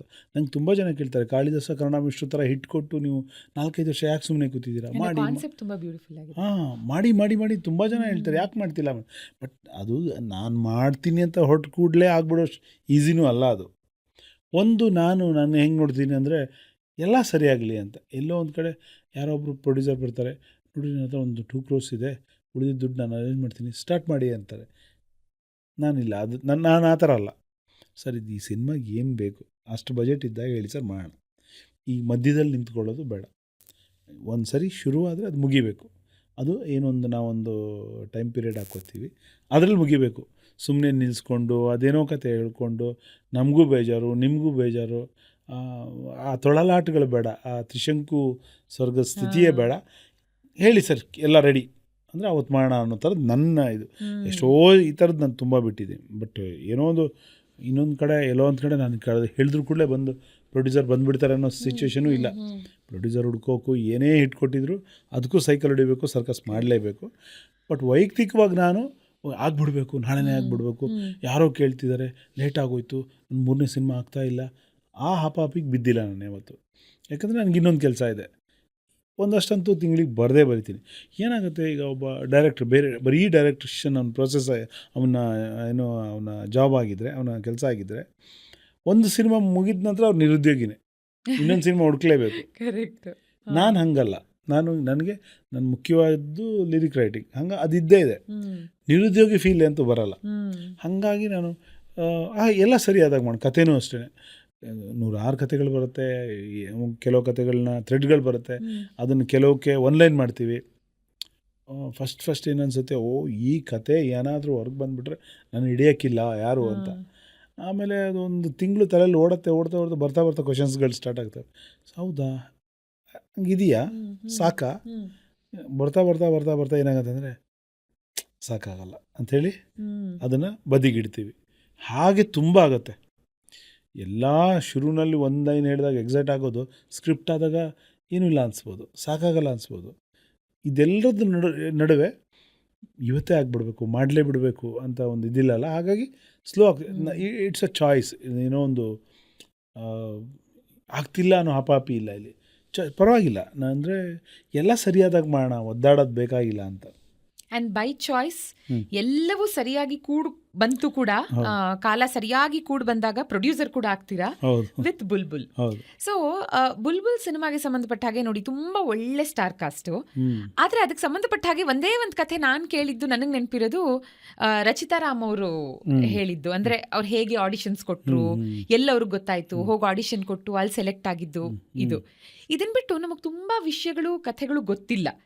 ಅದರಲ್ಲಿ ರೆಬಲ್ ಸ್ಟಾರ್ ಅಂಬರೀಶ್ ಅವರಿದ್ದಾರೆ, ದರ್ಶನ್ ಅವ್ರು ಆಕ್ಟ್ ಮಾಡಿದ್ದಾರೆ, ಒಂದು ದೊಡ್ಡ ತಾರಾಗಣದ ಸೂಪರ್ ಹಿಟ್ ಸಿನಿಮಾ. ಈ ಸಿನಿಮಾದ ಸಮಯದಲ್ಲಿ ನಡೆದಂಥ ಯಾವುದಾದ್ರೂ ಒಂದು ಇಂಟ್ರೆಸ್ಟಿಂಗ್ ಘಟನೆ ಹೇಳ್ಬಹುದಾ? ತುಂಬ ಇದೆ ಆ್ಯಕ್ಚುಲಿ, ಮಜವಾದ ಘಟನೆಗಳಿವೆ. ರಚಿತಾ ಅದು ಮೊದಲನೇ ಸಿನಿಮಾ, ನಿಮಗೆಲ್ಲ ಗೊತ್ತು. ನಾವು ಇಂಟರ್ವ್ಯೂ ಮಾಡಿದ್ವಿ ಅವ್ರನ್ನ ಕಾಫಿ ಡೇಯಲ್ಲಿ, ಅಲ್ಲಿ ಸೆಲೆಕ್ಟ್ ಮಾಡಿದ್ವಿ, ಅದೆಲ್ಲ ಆಚೆಗೆ. ರಚಿತಾಂಗೆ ಮಜಾ ಏನಂದರೆ, ರಚಿತಾಂಗೆ ಚಿಕನ್ನು ಮೀನು ತಿನ್ನೋದು ತುಂಬ ಇಷ್ಟ. ಹೀಗೆ ತಿಂತಾಯಿದ್ರು. ಅದು ಅಷ್ಟು ಒಂದು ಮಟ್ಟಕ್ಕೇನು ವಿಷಯ ಇರಲಿಲ್ಲ ಅಲ್ಲಿ. ನಾವು ಫಾರಿನ್ಗೆ ಹೋಗಿದ್ವಿ, ಐ ಮೀನ್ ಸ್ವಿಟ್ಜರ್ಲ್ಯಾಂಡ್ ಹೋಗಿದ್ವಿ ಸುಮಾರು 20 ದಿನಗಳ ಶೂಟಿಂಗಲ್ಲಿ. ಅಲ್ಲಿ ನಡುವಲ್ಲಿ ಒಂದಿನ ಕೇಳಿದೆ, ಯಾಕೆ ಇಷ್ಟೊಂದು ಹೊಸ ಪಿಂಪಲ್ಸ್ ಆಗ್ತಿದ್ದಾವಲ್ಲ ಅಂತ ಅವರಿಗೆ. ಹೀರೋಯಿನ್ ಅಲ್ವಾ, ಜಾಸ್ತಿ ಪಿಂಪಲ್ಸ್ ಆಗ್ತಿತ್ತು ಅವರಿಗೆ. ಯಾಕೆ ಇಷ್ಟೊಂದು ಪಿಂಪಲ್ಸ್ ಆಗ್ತಿದ್ದಾವೆ ಅಂದೆ. ಕವಿ ಸರ್ ನನಗೆ ಫಿಶ್ಶು ಚಿಕನ್ನು ತಿಂದು ನೆಕ್ಸ್ಟ್ ಡೇ ಪಿಂಪಲ್ಸ್ ಆಗತ್ತೆ ಅಂದರೆ ನನಗೆ ಇದಾ ಅಂತ ಹೇಳ್ಬಿಟ್ಟು ನಾನು ನಮ್ಮ ಡೈರೆಕ್ಟ್ರ್ ಹತ್ರ ಹೇಳಿದೆ, ಸರ್ ನೋಡಿ ಇವರು ಫಿಶ್ಶು ಮತ್ತು ಚಿಕನ್ ತಿಂದ ತಕ್ಷಣ ಇವರಿಗೆ ಮುಖದ ಮೇಲೆ ಮೊಡವೆ ಆಗುತ್ತೆ, ಸೊ ಸ್ಕ್ರೀನಿಗೆ ಚೆನ್ನಾಗಿ ಕಾಣಲ್ಲ, ಇವರಿಗೆ ಫಿಶ್ಶು ಚಿಕನ್ ತಿನ್ನಕ್ಕೆ ಬಿಡ್ಬಾರ್ದು ಸರ್ ಅಂತ ನಮ್ಮ ಡೈರೆಕ್ಟ್ರ್ ತುಂಬ ಸಾಫ್ಟು. ಪಾಪ ರೀ ತುಂಬ ಇಷ್ಟಪಟ್ಟು ತಿಂತಾರೆ, ಯಾಕೆ ರಿಸ್ಟ್ರಿಕ್ಟ್ ಮಾಡೋಣ ಅಂತ. ನಾನು ಉನ್ನತ ಪ್ರೊಡ್ಯೂಸರ್ ಅಲ್ಲ, ನಾನು ರೆಡಿ ಇರಲಿಲ್ಲ. ನೋ ಈ ಫಸ್ಟ್ ಸಿನಿಮಾ ಹೀರೋಯಿನ್ ಚೆನ್ನಾಗಿ ಕಾಣಲೇಬೇಕು, ಟೈಟ್ಲ್ ಕ್ಯಾರೆಕ್ಟರ್ ಆ್ಯಕ್ಚುಲಿ ದರ್ಶನ್ ಅವ್ರಂಥ ಸಿನಿಮಾದಲ್ಲಿ ಟೈಟ್ಲ್ ಕ್ಯಾರೆಕ್ಟರ್ ಮಾಡ್ತಿರೋ ಹೀರೋಯಿನು, ಆ ಥರ ನಡೆಯಲ್ಲ, ಚೆನ್ನಾಗಿರಲೇಬೇಕು ಹೀರೋಯಿನು. ನಾನು ಆಮೇಲೆ ನಾನೇನು ಮಾಡ್ತಿದ್ದೆ ಅಂದರೆ, ರಚಿತಾ ಊಟ ಮಾಡುವಾಗೆಲ್ಲ ಎದುರುಗಡೆ ಕೂತ್ಕೊತಿದ್ದೆ ನಾನು, ಫಿಶ್ ಹಾಕ್ಬೇಡಿ ಅವರಿಗೆ, ಚಿಕನ್ ತಿನ್ಬೇಡಿ ಅಂತ. ಅವರು ಆಡ್ಕೊಳ್ಳಿ, ಕವಿ ಸಾರ್ ಒನ್ ಪೀಸ್ ಕವಿ ಸಾರ್ ಅನ್ನೋರು. ನಾನು ರಚಿತಾ ಸೀರಿಯಸ್ ಆಗಿ ಏನು ಅಂದ್ಕೊಂಡಿದ್ದೀರಾ, ಇದು ಟೈಟಲ್ ರೋಲು ದರ್ಶನ್ ಅವ್ರು ಎದುರು ನಿಮ್ಮ ಫಸ್ಟ್ ಸಿನಿಮಾ ಕರಿಯರು ಹಂಗೆ ಹಿಂಗೆ ನಾವು ರ್ಯಾಶಾಗಿ ಏನು ಹೇಳ್ತಿರ್ಲಿಲ್ಲ. ಬಟ್ ಏನು ರಚಿತಾ ನೋ ಅಂತಿದ್ದೆ. ಇಷ್ಟೆಲ್ಲ ಮಜಾ ಏನಂದರೆ ಅವ್ರು ನನ್ನ ಎದುರುಗಡೆ ತಿಂತಿಲ್ಲ, ಬಟ್ ಯಾವಾಗಲೂ ಒಂದು ಕವಿ ಸಾರ್ ನಾನು ತಿಂದೆ ಅನ್ನೋರು ಅವರು, ಅದನ್ನು ಮಜವಾಗಿ ಹೇಳೋರು. ಎಲ್ಲೋ ಒಂದು ಕಡೆ ಯಾರೋ ತಂದುಕೊಟ್ಟು ಹೆಂಗೋ ತಿಂದು ಆಮೇಲೆ ಎಲ್ಲೋ ತಿಂದು. ಸೊ ಇದು ನಡೀತಾ ಇತ್ತು. ತುಂಬ ಮಜಾ ಅಂದರೆ ನನಗಿದೆ ಅನಿಸಿದ್ದು. ರೆಗ್ಯುಲರ್ ಒಂದು 20 days ನಾನು ಕೂತ್ಕೋತಿದ್ದೆ ಅವ್ರ ಊಟ ಮಾಡುವಾಗ, ಏನು ತಿಂತಾರೆ, ಏನಿದೆ ಪ್ಲೇಟಲ್ಲಿ ಅಂತ. ಓಕೆ. ಆ್ಯಂಡ್ ಮೆಡಿಕಲ್ ರೆಪ್ ಆಗಿದ್ದಾಗ ನಿಮಗೆ ಒಳ್ಳೆ ಸಂಬಳನೇ ಬರ್ತಿತ್ತು ಅಂತ ಹೇಳಿದ್ರಿ. ಆ್ಯಂಡ್ ಆ ನಂತರ ನಿಮಗೆ ಮೊದಲ ಹಾಡಿಗೆ 2,000 ರೂಪಾಯಿ ಮೊದಲ ಪೇಮೆಂಟ್ ಆಗಿ ನಿಮಗೆ ಸಿಗುತ್ತೆ. ಬಟ್ ನಿಮ್ಮದೇ ಪೇಮೆಂಟ್ ಅಮೌಂಟ್ನ ಕೂಡಿಟ್ಟು ನೀವು ತಗೊಂಡಂಥ ಮೊದಲ ವಸ್ತು ನಿಮಗೆ ಅಂತ ನೀವು ತಗೊಂಡಿದ್ದು ಏನು? ಕಂಪ್ಲೀಟ್ ನನ್ನ ಅರ್ನಿಂಗ್ಸ್ ಅಲ್ಲಿ ನನಗೆ ನಾನು ಕೊಟ್ಕೋತಾ ಇರೋ ಗಿಫ್ಟ್ ಇದು. ನಾನು ಬಹುಶಃ ಆ ದಿನಗಳಲ್ಲಿ ಒಂದು ಕ್ರೇಜ್ ಇತ್ತೇನೆಂದರೆ, ಸಿನಿಮಾದವ್ರು ನಿಮ್ಮ ಗೊತ್ತಿದ್ದಂಗೆ ಈ ಡೈರೆಕ್ಟ್ರುಕ್ಕಿಂತ ಜಾಸ್ತಿ ಪ್ರೊಡ್ಯೂಸರ್ಸು ದಪ್ಪ ಚೈನ್ ಹಾಕೋ ಬರ್ತಾಯಿದ್ರು ಅಲ್ವಾ, ಚಿನ್ನದ್ದು. ಅದು ಇನ್ನೊಂದು, ಆ ಚೈನ್ ಹಾಕ್ಕೊಂಡು ಊರಲ್ಲಿ ಯಾರೋ ಹುಡುಗರು ಬಂದರೆ ಅವ್ರಿಗೆ ಬಹಳ ಗೌರವ, ಸಕ್ಕ ದುಡ್ಡು ಬಿಟ್ಟಿದ್ದಾನೇನೋ ಅಂತ. ಅದು ನನ್ನ ಕ್ಯಾರೆಕ್ಟರ್ ಅಲ್ಲ ಆ್ಯಕ್ಚುಲಿ, ಬಟ್ ಹೆಂಗೆ ನಾನು ಇನ್ಫ್ಲೂಯೆನ್ಸ್ ಅಂತ ಇವತ್ತು ನಂಗೆ ಗೊತ್ತಿಲ್ಲ. ಅದು ನನಗೂ ಊರಲ್ಲಿ ಇಷ್ಟೆಲ್ಲ ಹಾಡು ಬರೆದ್ರು ಅಥವಾ ಬರೆದು ಎಲ್ಲೋ ಒಂದು ಕಡೆ ಏನೋ ಮಾಡ್ತಿರ್ತಾನೆ ಬೆಂಗಳೂರಲ್ಲಿ ಅನ್ನೋ ಥರದ್ದೇ. ತುಂಬ ಜನ ನಂಬೋಕ್ಕೂ ರೆಡಿ ಇರಲಿಲ್ಲ ಫಸ್ಟ್ ಇಂಟರ್ವ್ಯೂ ಬರೋ ತನಕ ಅಥವಾ ಫಸ್ಟ್ ಪೇಪರ್ಲೆ ಫೋಟೋ ಬರೋ ತನಕ. ಕವಿರಾಜ್ ಅಂದರೆ ಎಷ್ಟೋ ಜನ ಇರ್ಬೋದು, ಇವನೇ ಅಂತ ಏನು ಗ್ಯಾರಂಟಿ ಅನ್ನೋ ಥರ. ಸೊ ಎಲ್ಲೋ ಒಂದು ಕಡೆ ನಾನು ಚೆನ್ನಾಗಿ ದುಡಿತಿದ್ದೀನಿ ಅಂತ ತೋರಿಸ್ಕೋಬೇಕು ಅನ್ನೋ ಆಸೆ ಬಿಡ್ತು ನನಗೆ ಅಂತ. ಒಂದು ದಪ್ಪ ಚಿನ್ನದ ಸರ ಒಂದು ಅಷ್ಟು ದುಡ್ಡು ಆದ ತಕ್ಷಣ ಮೋಸ್ಟ್ಲಿ ಆ ಹೊತ್ತಿಗೆ ಅದಕ್ಕೆ ಒಂದು 30-40 ಸಾವಿರ ಇರ್ಬೋದು. ಅಷ್ಟಕ್ಕೆ ದಪ್ಪ ಚಿನ್ನದ ಸರ ಒಂದು 20 ವರ್ಷದಿಂದ ಒಂದು ಮಟ್ಟಕ್ಕೆ ದಪ್ಪ ಸಿಕ್ಕಿತ್ತು. ಅದು ದಪ್ಪ ತೊಗೊಂಡು ಹಾಕ್ಕೊಂಡು ನಾನು ಊರಿಗೆ ಹೋಗಿದ್ದೆ. ಫುಲ್ ಝೂಮಲ್ಲಿ ಓಡಾಡಿದೆ ಆ್ಯಕ್ಚುಲಿ. ಎಲ್ಲ ನೋಡಿದ್ರೆ ಖುಷಿ, ನಾವು ಇನ್ನೂ ಒಂದು ಹೆಮ್ಮೆ, ಎಲ್ಲ ಗಮನಿಸ್ತಾ ಇದ್ದಾರೆ ಅಂತ. ಅಷ್ಟು ದಪ್ಪ ಯಾರು ಆ ಕಡೆ ಅಂತೂ ಆಗ್ತಿರಲಿಲ್ಲ. ಇಲ್ಲಿ ಬಿಡಿ, ಇಲ್ಲಿ ನಮ್ಮೂರ ಕಡೆ ಎಲ್ಲ ಯಾರು ಕತ್ತಲ್ಲ ಅಷ್ಟು ದಪ್ಪ ಚೈನ್ ಇರಲಿಲ್ಲ. So full zoom. But 2 days 3 days ತನಕ ಓಕೆ. ಆಮೇಲೆ ನನಗೆ ಒಂಥರ, ನನಗೆ ಏನು ಮಾಡ್ತಿದ್ದೀಯಾ ನೀನು, ಬೇಕಾ ಇವೆಲ್ಲ ಬಿಲ್ಡಪ್ಪು ಅಂತ ಒಂಥರ ಗಿಲ್ಟಾಗಿ ಶುರುವಾಯ್ತು. ಆಮೇಲೆ ಅಲ್ಲೇ ಆ್ಯಕ್ಚುಲಿ ಅದೇ ಟ್ರಿಪ್ಪಲ್ಲೇ ನಾನು ತೆಗೆದುಬಿಟ್ಟು ಅದು ನಮ್ಮ ಅಪ್ಪಂಗೆ ಕೊಟ್ಟೆ. ನಾನು ಯಾವತ್ತೂ ಹಾಕಿಲ್ಲ ಅದನ್ನು. ಮೋಸ್ಟ್ಲಿ ಆ ಊರಲ್ಲಿ ಹೆಚ್ಚು ಕಡಿಮೆ ನಾನೊಂದು ವಾರ ಹಾಕಿ ಸ್ವಲ್ಪ ಮಿಂಚೋಣ ಅಂತ ಹೊಡೆ. ಆಮೇಲೆ ನನ್ನ ಬಗ್ಗೆ ನನಗೆ ಅಸಹ್ಯ ಅನಿಸ್ತು, ಇದು ಯಾಕೆ ಮಾಡ್ತಾ ಇದ್ದೀನಿ ನಾನು, ಯಾರಿಗೋ ತೋರ್ಸೋಕ್ಕೆ ಬೇಕಿಲ್ಲ ಇದು ಅಂತ. ಅವತ್ತಿಂದನೇ ಹಾಕಿಲ್ಲ ನಾನು ಅದನ್ನು. ಇದು ನಿಮಗೆ ನೀವು ಕೊಟ್ಕೊಂಡಂಥ ಗಿಫ್ಟ್ ಆಗಿದ್ರೆ, ಮತ್ತೊಂದು ಕಡೆ ರೆಮ್ಯುನರೇಷನ್ ಅಂತ ಸಿಗೋದು ಬೇರೆ, ಪ್ರೀತಿಯಿಂದ ಕೆಲವರು ನಿಮಗೆ ಒಂದಷ್ಟು ಗಿಫ್ಟ್ಸ್ನ ಕೂಡ ಕೊಟ್ಟಿರಬಹುದು. ಅಂತ ಒಂದು ಮೆಮೊರಬಲ್ ಗಿಫ್ಟ್ ಯಾವುದು ಸರ್? ತುಂಬ ಇದೆ ಗಿಫ್ಟ್ಸ್, ಆ ಥರದ ಗಿಫ್ಟ್ಸ್ ತುಂಬ ಇದೆ ನನಗೆ. ನಾನು ಫಸ್ಟ್ ಹಾಡು ಬರೆದಾಗಲೇ ಒಂದು ಹಾಡು ಬರೆದು ಒಂದಷ್ಟು ದಿನ ಆಗಿತ್ತು ಆ್ಯಕ್ಚುಲಿ, 1-2 ವರ್ಷನೇ ಆಗಿತ್ತು ಮೋಸ್ಟ್ಲಿ.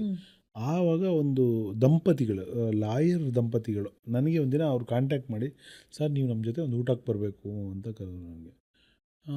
ಏನಕ್ಕೆ ಅಂತ ಕೇಳಿದ್ರೆ, ಸರ್ ನಾವು ಹೇಳ್ತೀವಿ ಪ್ಲೀಸ್ ಬನ್ನಿ ಅಂತ, ಪ್ಲೀಸ್ ಬರಬೇಕು ನೀವು ಅಂತ. ಎಲ್ಲೋ ಸಿಕ್ಕಿದ್ರು, ಕನೆಕ್ಟ್ ಆದರು, ಸರಿ ಅಂತ ಹೋದರೆ ಅವರು ಹೇಳಿದ್ರು ಅವರಿಬ್ಬರು ಎಷ್ಟೋ ವರ್ಷದಿಂದ ಲವ್ ಮಾಡ್ತಾಯಿದ್ದಾರಂತೆ, ಲವ್ ಇತ್ತಂತೆ ಅವರಿಗೆ. ಅಂದರೆ ಒಂಥರ ಅದು ಗೊತ್ತಿದೆ, ಇವನು ಹೇಳಲಿ ಅಂತ ಅವನು, ಅವಳು ಹೇಳಲಿ ಅಂತ ಇವರು, ಹೀಗೆ ಅದು ಆಗ್ತಾನೇ ಇರಲಿಲ್ಲ. ಸೊ ಐಸ್ ಬ್ರೇಕಿಂಗ್ ಹೇಳ್ತೀವಲ್ಲ, ಅದು ಆಗ್ತಾನೇ ಇರಲಿಲ್ಲ. ಈ ನನ್ನ ಫಸ್ಟ್ ಸಾಂಗಲ್ಲೇ ಒಂದು ಪದ ಇತ್ತು, ನಾ ಹೇಳಬೇಕೆ ನೀ ಹೇಳಬೇಕೆ ಈ ಪ್ರೀತಿ ಎಲ್ಲ ಹೇಳಿದ್ರೆ ಯಾರಾದರೇನು ಅನ್ನಬಾರದೆ ಅನ್ನೋ ಥರ. ಅದನ್ನು ಕೇಳಿದ್ಮೇಲೆ ಈ ಹುಡುಗ ಓಕೆ ನಾನು ಕಾಯೋದು ಬೇಡ ಹೇಳ್ಬಿಡ್ತೀನಿ ಅಂತ ಹೇಳಿ ಅವ್ರ ಮದುವೆ ಆಗಿ ಅವ್ರ ಖುಷಿ ಒಂದು 2 ವರ್ಷ ಆದಮೇಲೆ ಇದನ್ನು ಹೇಳಿ ನನಗೊಂದು ಪಾರ್ಟಿ ಕೊಡಿಸಿದ್ರು ಅವ್ರು ಆ್ಯಕ್ಚುಲಿ. ಅದು ತುಂಬ ಅಂದರೆ ಏನೋ ಒಂದು ನನ್ನ ಹಾಡಿನ ಪರಿಣಾಮ ಯಾರೋ ಮೇಲೆ ಬೀರಿದೆ ಅಂತ. ಇನ್ನೊಬ್ಬರು ನನಗೊಂದಿನ ಸಿಕ್ಕಿದ್ರು, ಅವರು ನನ್ನ ಶನ್ ಲೈಫ್ ಒಂಥರ ಟೆನ್ಷನ್ ಅಂತ ಅಪ್ಪು ಅವ್ರಿಗೆ ಬರೆದಿದ್ದ ಸಾಂಗು. ಅದು ಕೂಡ ಹಾಗೆ ಒಂದು ಯಾವತ್ತೂ ನಾನು ಅವಾಗ ಬೈಕ್ ಇತ್ತು ಅನಿಸುತ್ತೆ ನನ್ನ ಹತ್ರ, ಸಿಗ್ನಲ್ನಿಂದ ಬಂದು ಕಾಲಿಗೆ ಬಿದ್ದುಬಿಟ್ರು ನನಗೆ. ಚಿಕ್ಕ ಹುಡುಗನೇ ಅಂದರೆ ನಾನು ಚಿಕ್ಕವನು, ಅವ್ರು ನನಗಿಂತ ಸ್ವಲ್ಪ ಚಿಕ್ಕವರು ಅವಾಗ. ಅಂದರೆ ಅವರು ಸರ್ ನಾನು ಒಂಥರ ಡಿಪ್ರೆಷನಲ್ಲಿ ಸಾಯಬೇಕು ಅನ್ನೋ ಲೆವೆಲ್ ಇದ್ದಾಗ ಈ ಹಾಡು ಕೇಳಿದ್ದು ಸರ್. ಅಲ್ಲಿಂದ ನಾನು ಚೇಂಜ್ ಆದೆ ಸರ್, ಇವತ್ತೇನೋ ಕೆಲಸ ಮಾಡ್ಕೊಂಡು ಚೆನ್ನಾಗಿದ್ದೀನಿ ಸರ್ ಅನ್ನೋ ಥರದ್ದು. ಇವೆಲ್ಲ ತುಂಬ ಮೆಮೊರೇಬಲು. ಮತ್ತು ಈಗ ನನ್ನ ಮಿಸ್ಸಸ್ ಆ್ಯಕ್ಚುಲಿ ಅವಾಗ ನನ್ನ ಫ್ರೆಂಡು, ಅವರು ನನಗೆ ಒಂದು ನನ್ನ ಫಿಲ್ಮ್ಫೇರ್ ಅವಾರ್ಡ್ ಬಂದಿದ್ದ ಫೋಟೋ ತುಂಬ ದೊಡ್ಡದಾಗಿ ಒಂದು ಫ್ರೇಮರ್ಸ್ ನನ್ನ ಸೈಜ್ ಲೈವ್ ಸೈಜ್ಗೊಂದು ಕೊಟ್ಟಿದ್ರು. ತುಂಬ ಇದ್ದಾವೆ, ತುಂಬ ಗಿಫ್ಟ್ಸು ಈ ಥರ ನೆನಪು ಮಾಡ್ಕೋಬೇಕಂದ್ರೆ ಇವು 3-4 ನೆನಪು ಮಾಡ್ಕೋಬೋದು. ತುಂಬ ಆಗಿದ್ದಾವೆ, ಈ ಥರದ್ದೆಲ್ಲ ತುಂಬ ಇರ್ತವೆ.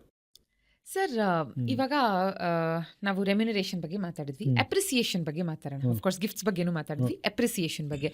ಈ ಹಿಂದೆ ಒಂದಷ್ಟು ಡಬ್ಬಿಂಗ್ ಆರ್ಟಿಸ್ಟ್ಸ್ಗಳ ಜೊತೆ ಮಾತಾಡಿದಾಗ ಒಂದು ಕಾಮನ್ ಪ್ರಾಬ್ಲಮ್ ಅಥವಾ ಕನ್ಸರ್ನ್ ಎಲ್ಲರೂ ರೇಸ್ ಮಾಡಿರೋದೇನೆಂದ್ರೆ, ಅವ್ರು ಯಾರಿಗೆ ಡಬ್ ಮಾಡಿರ್ತಾರೆ ಮೋಸ್ಟ್ ಆಫ್ ದೆಮ್ ಆ ಹೀರೋಯಿನ್ಸ್ಗೆ ಇವ್ರು ಗೊತ್ತೇ ಇರೋದಿಲ್ಲ. ಹೊರಗೆಲ್ಲೋ ಸಿಕ್ಕಾಗ ಇವರೇ ಪರಿಚಯ ಮಾಡ್ಕೊಳ್ಬೇಕು, ಸೇಯಿಂಗ್ ನಾನು ಇಂತಿಂತವಳು ನಿಮಗೆ ಡಬ್ ಮಾಡ್ತೀನಿ ಅಂತ. ಅವಾಗ ಓ ಹೌದಾ ಅಂತ ಒಂದು ಫಿಲಮ್ ಆದಮೇಲೆ ಚೆನ್ನಾಗಿ ಡಬ್ ಮಾಡಿದ್ಯಾ ಅಂತ ಹೇಳಿ ಒಂದು ಕಾಲ್ ಮಾಡಿ ಕಾಂಪ್ಲಿಮೆಂಟ್ಸ್ ಸಹ ಕೊಟ್ಟಿರೋದಿಲ್ಲ. ಅಥವಾ ಒಂದು ಸ್ಟೇಟ್ ಅವಾರ್ಡ್ ಬಂದಿರುತ್ತೆ, ಆದರೆ ಅದರಲ್ಲಿ ಸ್ವಲ್ಪ ಪಾಲಾದರೂ ಇವ್ರಿಗೆ ಸೇರಬೇಕು ಅನ್ನೋದು ಇರೋದಿಲ್ಲ ಅಂತೆಲ್ಲ. ಸೊ ನಿಮ್ಮನ್ನ ಆಸ್ ಅ ಲಿರಿಸಿಸ್ಟ್ ನಾನು ಏನು ಕೇಳಬೇಕಂದ್ರೆ, ನೀವು ಹಾಡುಗಳನ್ನ ಬರೆದಿರ್ತೀರಾ, ಸಾಕಷ್ಟು ಹೀರೋಸ್ಗೆ ದೊಡ್ಡ ದೊಡ್ಡ ಬ್ರೇಕ್ಗಳನ್ನು ಕೊಟ್ಟಂಥ ಸಿನಿಮಾದ ಹಾಡುಗಳದಾಗಿರುತ್ತೆ. ಎಷ್ಟು ಜನ ನಿಮಗೆ ಆಫ್ಟರ್ ಅ ಫಿಲ್ಮ್ಸ್ ಸಕ್ಸಸ್ ಅಥವಾ ಒಂದು ಆಡಿಯೋ ಸಕ್ಸಸ್ನ ನಂತರ ಕಾಲ್ ಮಾಡಿ ನನಗೆ ಇಷ್ಟೊಳ್ಳೆ ಹಾಡನ್ನು ಕೊಟ್ಟಿದ್ದಕ್ಕೆ ಥ್ಯಾಂಕ್ ಯು ಅಂತ ಹೇಳ್ತಾರೆ? ನನಗೆ ವಿಷಯದಲ್ಲಿ ಹೇಳಿದ್ದಾರೆ ಸಾಮಾನ್ಯ ನಮ್ಮ ಒಳ್ಳೊಳ್ಳೆ ಹಿಟ್ ಹಾಡಿಗೆಲ್ಲ ಅದರಲ್ಲಿ ಅಭಿನಯಿಸಿದ ಹೀರೋಗಳು ಗ್ರೀಟ್ ಮಾಡಿದ್ದಾರೆ, ತುಂಬ ಮಾಡಿದ್ದಾರೆ. ಇವಾಗಲೂ ನಾನು ತುಂಬ ನೆನೆಸ್ಕೋಬೇಕು ಅಂದರೆ ಶ್ರೀನಗರ್ ಕಿಟ್ಟಿ ಅವ್ರನ್ನ, ಅವರು ಯಾವಾಗಲೂ ಹೇಳ್ತಿರ್ತಾರೆ. ಆ್ಯಂಡ್ ಶ್ರೀಮುರಳಿ ಅವರಂತೂ ನನಗೆ ನನ್ನ ಉದಯ್ ಶಂಕರ್ ಅನ್ನೋರು, ಅಂದರೆ ಅವರ ಉದ್ದೇಶ ಅಂದರೆ ಬಿಕಾಸ್ ಆಫ್ ಸ್ಟಾರ್ಟಿಂಗ್ ಡೇಸಲ್ಲಿ ಎಲ್ಲ ಹಿಟ್ ಸಾಂಗ್ ನಾನೇ ಬರೆದಿದ್ದೆ. ಯಶವಂತು, ಕಂಠಿ, ಸಿದ್ದು, ಅಂದರೆ ದೊಡ್ಡ ದೊಡ್ಡ ಹಿಟ್ ಸಾಂಗು. ಮೊದಲು ಭೂಗಿಳಿದ ಇರ್ಬೋದು, ಜಿನುಜಿನಿಗೂ ಜೇನಹಾನಿ, ಬಾನಿಂದ ಬಾಚಂದ್ರ, ಯಾವತ್ತು ಅವರು ಸಿಗ್ದಾಗೆಲ್ಲ ಇವಾಗಲೂ ಅದೇ ಪ್ರೀತಿ. ಅವರು ನನ್ನ ಉದಯ್ ಶಂಕರ್ ಅಂತಲೇ ಕರೀತಾರೆ ನಂಗೆ ಅವರು. ಆಮೇಲೆ ಕಿಟ್ಟಿಯು ಅಷ್ಟೇ ತುಂಬ ನೆನೆಸ್ಕೋತಾರೆ. ಫೋನ್ ಮಾಡಿದ್ರೆ ನೀವು ನನ್ನ ಒನ್ ಆಫ್ ದ ಪಿಲ್ಲರ್ ನನಗೆ ಅಂತ ಹಂಗೆ ಹೇಳ್ತಾರೆ. ಗಣೇಶು, ಎಲ್ಲರೂ, ದರ್ಶನ್ ಅವರು, ಸುದೀಪ್ ಅವರು ಸಿಕ್ಕಿದಾಗೆಲ್ಲ ಒಂದು ಒಳ್ಳೆ ಸಾಂಗ್ ಕೊಟ್ಟಿದ್ರು, ಒಂದು ಮಟ್ಟಕ್ಕೆ ಇಟ್ಟಾಗಿದ್ರು, ದ ಮೆನ್ಷನ್ ಮಾಡ್ತಾರೆ ಅವರು. ಆ್ಯಂಡ್ ನಿಮಗೆ ಅಫ್ಕೋರ್ಸ್ ಇದೆಲ್ಲ ತುಂಬ ಖುಷಿ ಕೊಡುತ್ತೆ, ಆದರೆ ಲೈಫಲ್ಲಿ ಮರೆಯೋಕ್ಕಾಗದೇ ಇರುವಂಥ ಕಾಂಪ್ಲಿಮೆಂಟ್ ನಿಮ್ಮ ಆರಾಧ್ಯ ದೈವ ಸಾಹಸ ಸಿಂಹ ಡಾಕ್ಟರ್ ವಿಷ್ಣುವರ್ಧನ್ ಅವರು ಆಪ್ತ ರಕ್ಷಕ ಸಿನಿಮಾದ ಸಕ್ಸಸ್ ಮೀಟಲ್ಲಿ ನೀವೇ ಕಣಕಣದೇ ಶಾರದೆ ಹಾಡನ್ನು ಬರೆದಿದ್ದು ಅಂತ ಇಂಟ್ರೊಡ್ಯೂಸ್ ಮಾಡಿಕೊಟ್ಟಾಗ ಹೆಸರಿಗೆ ತಕ್ಕಂತೆ ನೀವು ಕವಿರಾಜನೇ ಅಂತ ಅಂದಿದ್ದು, ಅದು ಕಿವಿಲಿ ಇನ್ನೂ ಗುಯ್ಗುಟ್ತಾ ಇದೆಯಾ? ನಿಜವಾಗ್ಲೂ ಅದು ಅಂಥ ರೋಮಾಂಚನ ನಾನು ಇವತ್ತಿಗೂ ಅನುಭವಿಸಿಲ್ಲ. ಆಮೇಲೆ ಅಂದರೆ ವಿಷ್ಣುವರ್ಧನ್ ಅವರು ನನ್ನ ಒಂಥರ ಬಾಲ್ಯದಲ್ಲಿ ನಾನು ಪಕ್ಕಾ ಅಭಿಮಾನಿ. ಆ ಅಭಿಮಾನಿಯನ್ನು ಇದು ಶುರುವಾಗಿದೆ ಅವರಿಂದ.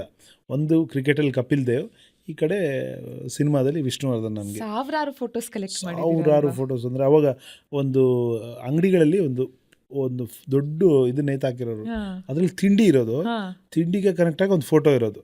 ನೀವು ಅದಕ್ಕೆ ಡಬ್ಬಿಯಲ್ಲಿ ಒಂದು ಚೀಟಿ ಇರೋದು, ನೀವು ಯಾವ ಚೀಟಿ ತೊಗೋತಿರೋ ಆ ನಂಬರು ಕನೆಕ್ಟ್ ಮಾಡಿ ಆ ಫೋಟೋ ಕೊಡೋರು. ಆ ಥರ ಫೋಟೋಸ್ ನಾನು ಆ ಟೈಮ್ ವಿಷ್ಣುವರ್ಧನ್ ಅವರು ಜನನಾಯಕ ಎಲ್ಲ ಬಂದ ಟೈಮ್, ಆ ಒಂದು jacket, black jacket, black pant, bike ಮೇಲೆ ಹಿಂಗೆ ನಿಂತಿರೋರು, ಆ ಥರ ಫೋಟೋಸ್ ನಂತರ 1000. ಅಂದರೆ ಅದರಲ್ಲಿ ಹೆಂಗಂದ್ರೆ ಈಗ ಯಾರೋ ಒಬ್ರು ಊರಲ್ಲಿ ವಿಷ್ಣುವರ್ಧನ್ ಅಭಿಮಾನಿ, ಇನ್ನೊಬ್ರು ಯಾರೋ ಅಂಬರೀಷ್ ಅವರ ಅಭಿಮಾನಿ, ಇನ್ನೊಬ್ರು ಯಾರೋ ಪ್ರಭಾಕರ್ ಅವ್ರ ಅಭಿಮಾನಿ, ಅವಾಗ ನಾವು ಶೇರ್ ಮಾಡ್ಕೊಳ್ಳೋದು. ಆಮೇಲೆ ನನಗೆ ಪ್ರಭಾಕರ್ ಅವ್ರು ಬಂದರೆ ನಾನು ಅವನಿಗೆ ವಿಷ್ಣುವರ್ಧನ್ ಅವರ, ಅವನು ಯಾರೋ ಒಬ್ಬ ಪ್ರಭಾಕರ್ ಅಭಿಮಾನಿ ಇರ್ತಲ್ಲ ಅವ್ರಿಗೆ ನಾನು ಇದನ್ನು ಕೊಡೋದು, ಅವನ ಹತ್ರ ವಿಷ್ಣುವರ್ಧನ್ ಅವ್ರ ಫೋಟೋ ಇಸ್ಕೊಡೋದು.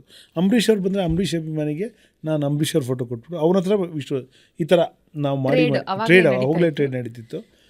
1000ಕ್ಕೂ ಮಿಕ್ಕ ಫೋಟೋ ಆಗಿತ್ತು, ಅಷ್ಟು ಇತ್ತು. ಅಂಥ ವಿಷ್ಣುವರ್ಧನ್ ಅವರಿಗೆ ನಾನೊಂದಿನ ಸಾಂಗ್ ಬರಿತೀನಿ ಅಂತ ನಾನೇ ಅಂದ್ಕೊಂಡಿಲ್ಲ. ಸಾಂಗ್ ಬರೆಯೋ ಹಿಂದಿನ ದಿನ ತನಕ ನಾನು ಸಾಂಗ್ ರೈಟರ್ ಆಗ್ತೀನಿ ಅಂತ ನನಗಂತೂ ಗೊತ್ತಿರಲಿಲ್ಲ. ಆಮೇಲೆ ಆಯಿತು, ಯಾವುದಾದ್ರು 3-4 ಸಿನಿಮಾ ಬರೆದೆ, ಆ ಸಾಂಗ್ಗಳು ಹಿಟ್ಟಾಯಿತು.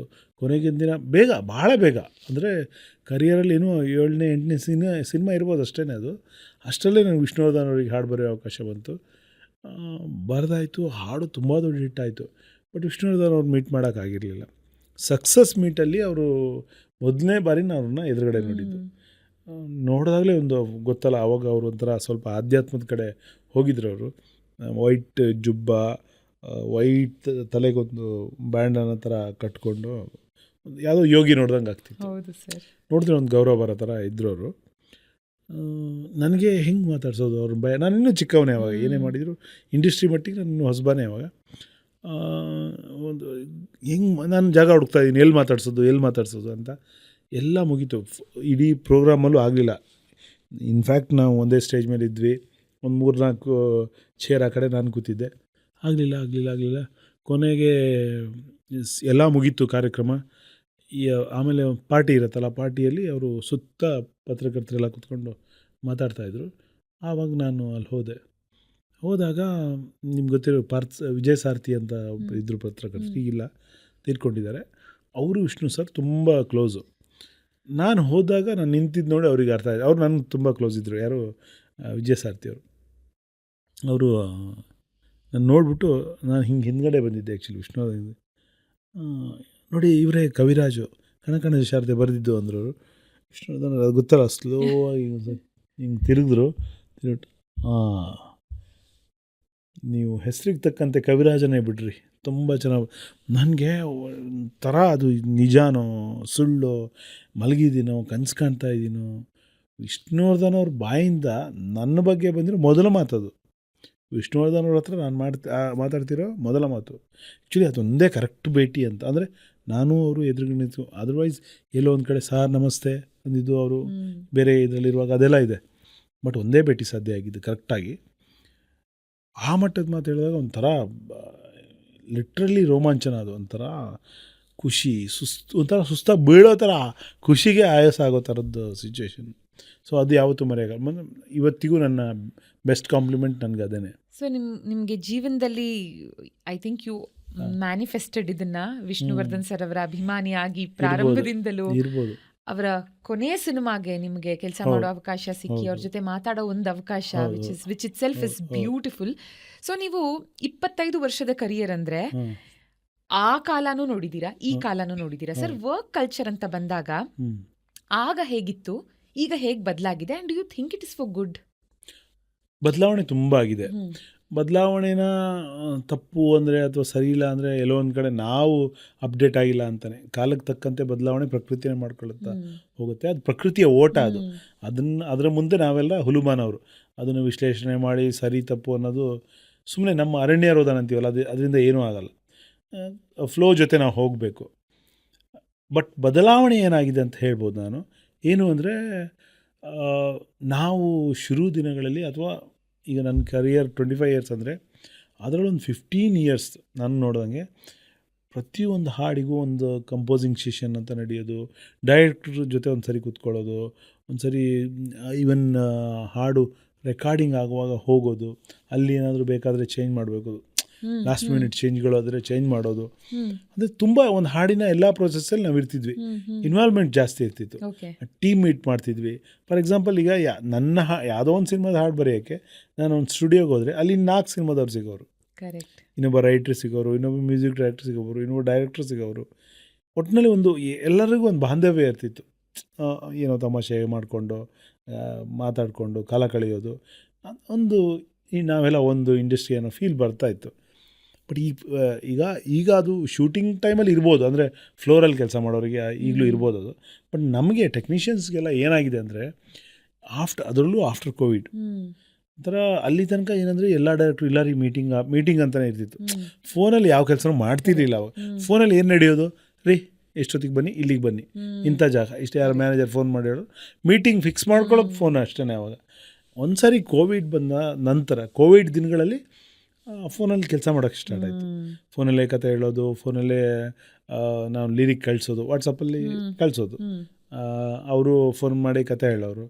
ಆಮೇಲೆ ಫೋನ್ಪೇಲೋ ಜಿ ಪೇಲೋ ದುಡ್ಡು ಬಂದುಬಿಡೋದು. ಸೊ ಅಲ್ಲಿ ಫುಲ್ ಡಿಜಿಟಲ್ ಆಯಿತು. ಅಲ್ಲಿ ತನಕ ಅದಕ್ಕೆ ಅಕ್ಸೆಪ್ಟೆನ್ಸ್ ಇರಲಿಲ್ಲ. ಯಾವ ಡೈರೆಕ್ಟ್ರು ಎದುರುಗಡೆ ಕೂತ್ಕೊಳ್ದೆ ಅದನ್ನು ಮೀಟಿಂಗ್ ಅಂತ ಒಪ್ಕೊಳ್ಳೋಕೆ ರೆಡಿ ಇರಲಿಲ್ಲ, ಅಥವಾ ನಾವು ರೆಡಿ ಇರಲಿಲ್ಲ.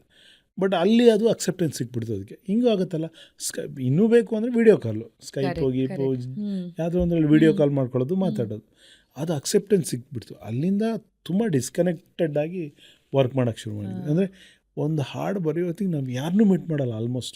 ಮೋಸ್ಟ್ ಆಫ್ ದ ಸಾಂಗ್ಸಲ್ಲಿ ಮ್ಯೂಸಿಕ್ ಡೈರೆಕ್ಟ್ರೂ ಮೀಟ್ ಮಾಡಲ್ಲ, ಡೈರೆಕ್ಟ್ರೂ ಮೀಟ್ ಮಾಡಲ್ಲ. ನಾವು ನಮ್ಮ ಮನೇಲಿ ಕೂತ್ಕೊ ಬರೆಯೋದೀಗ. ಅವರು ಫೋನ್ ಮಾಡ್ತಾರೆ, ವಿಷಯ ಹೇಳ್ತಾರೆ. ವೆರಿ ರೇರ್ಲಿ ಯಾರು ಕಂಪೋಸಿಂಗ್ ಕರೀತಾರೆ. ಇರೋದ್ರಲ್ಲಿ ಅರ್ಜುನ್ ಜನ್ಯ ಅವ್ರು ಸ್ವಲ್ಪ ಈಗ ಕಂಪೋಸಿಂಗ್ ಕರೀತಾರೆ. ಇನ್ನು ನಡುವಲ್ಲಿ ಯಾರೋ ಒಂದಿಬ್ಬರು ಕರಿಬೋದು ಬಿಟ್ಟರೆ ರೆಗ್ಯುಲರ್ ಆಗಿ ಈಗ ಟಚ್ಚೇ ಇಲ್ದಿರೋ ಥರ ಕೆಲಸ ನಡೆಯುತ್ತೆ. ಆದರೆ ಇದು ಬರೀ ನೆಗೆಟಿವಾ ಅಂತ ಕೇಳಿದ್ರೆ ಇಲ್ಲ, ಇದರದ್ದೇ ಆದ ಪಾಸಿಟಿವ್ಸ್ ಇದರಲ್ಲಿದ್ದಾವೆ. ಯಾಕಂದರೆ ಟೈಮ್ ತುಂಬ ಇಂಪಾರ್ಟೆಂಟ್. ಇವಾಗ ನೀವು ಒಂದು ಕಡೆಯಿಂದ ಒಂದು ಕಡೆ ಟ್ರಾವೆಲ್ ಮಾಡಬೇಕಂದ್ರೆ ಬೆಂಗಳೂರಲ್ಲಿ ಗಂಟೆಗಟ್ಟಲೆ ಹೋಗುತ್ತೆ. ಆ್ಯಂಡ್ ನೀವು ಒಂದು ಸೆಷನ್ಗೆ ಕರೀತಾರೆ, ಯಾವುದೋ ಒಂದು ಕಂಪೋಸಿಂಗ್ ಅಂತ ಕರೀತಾರೆ.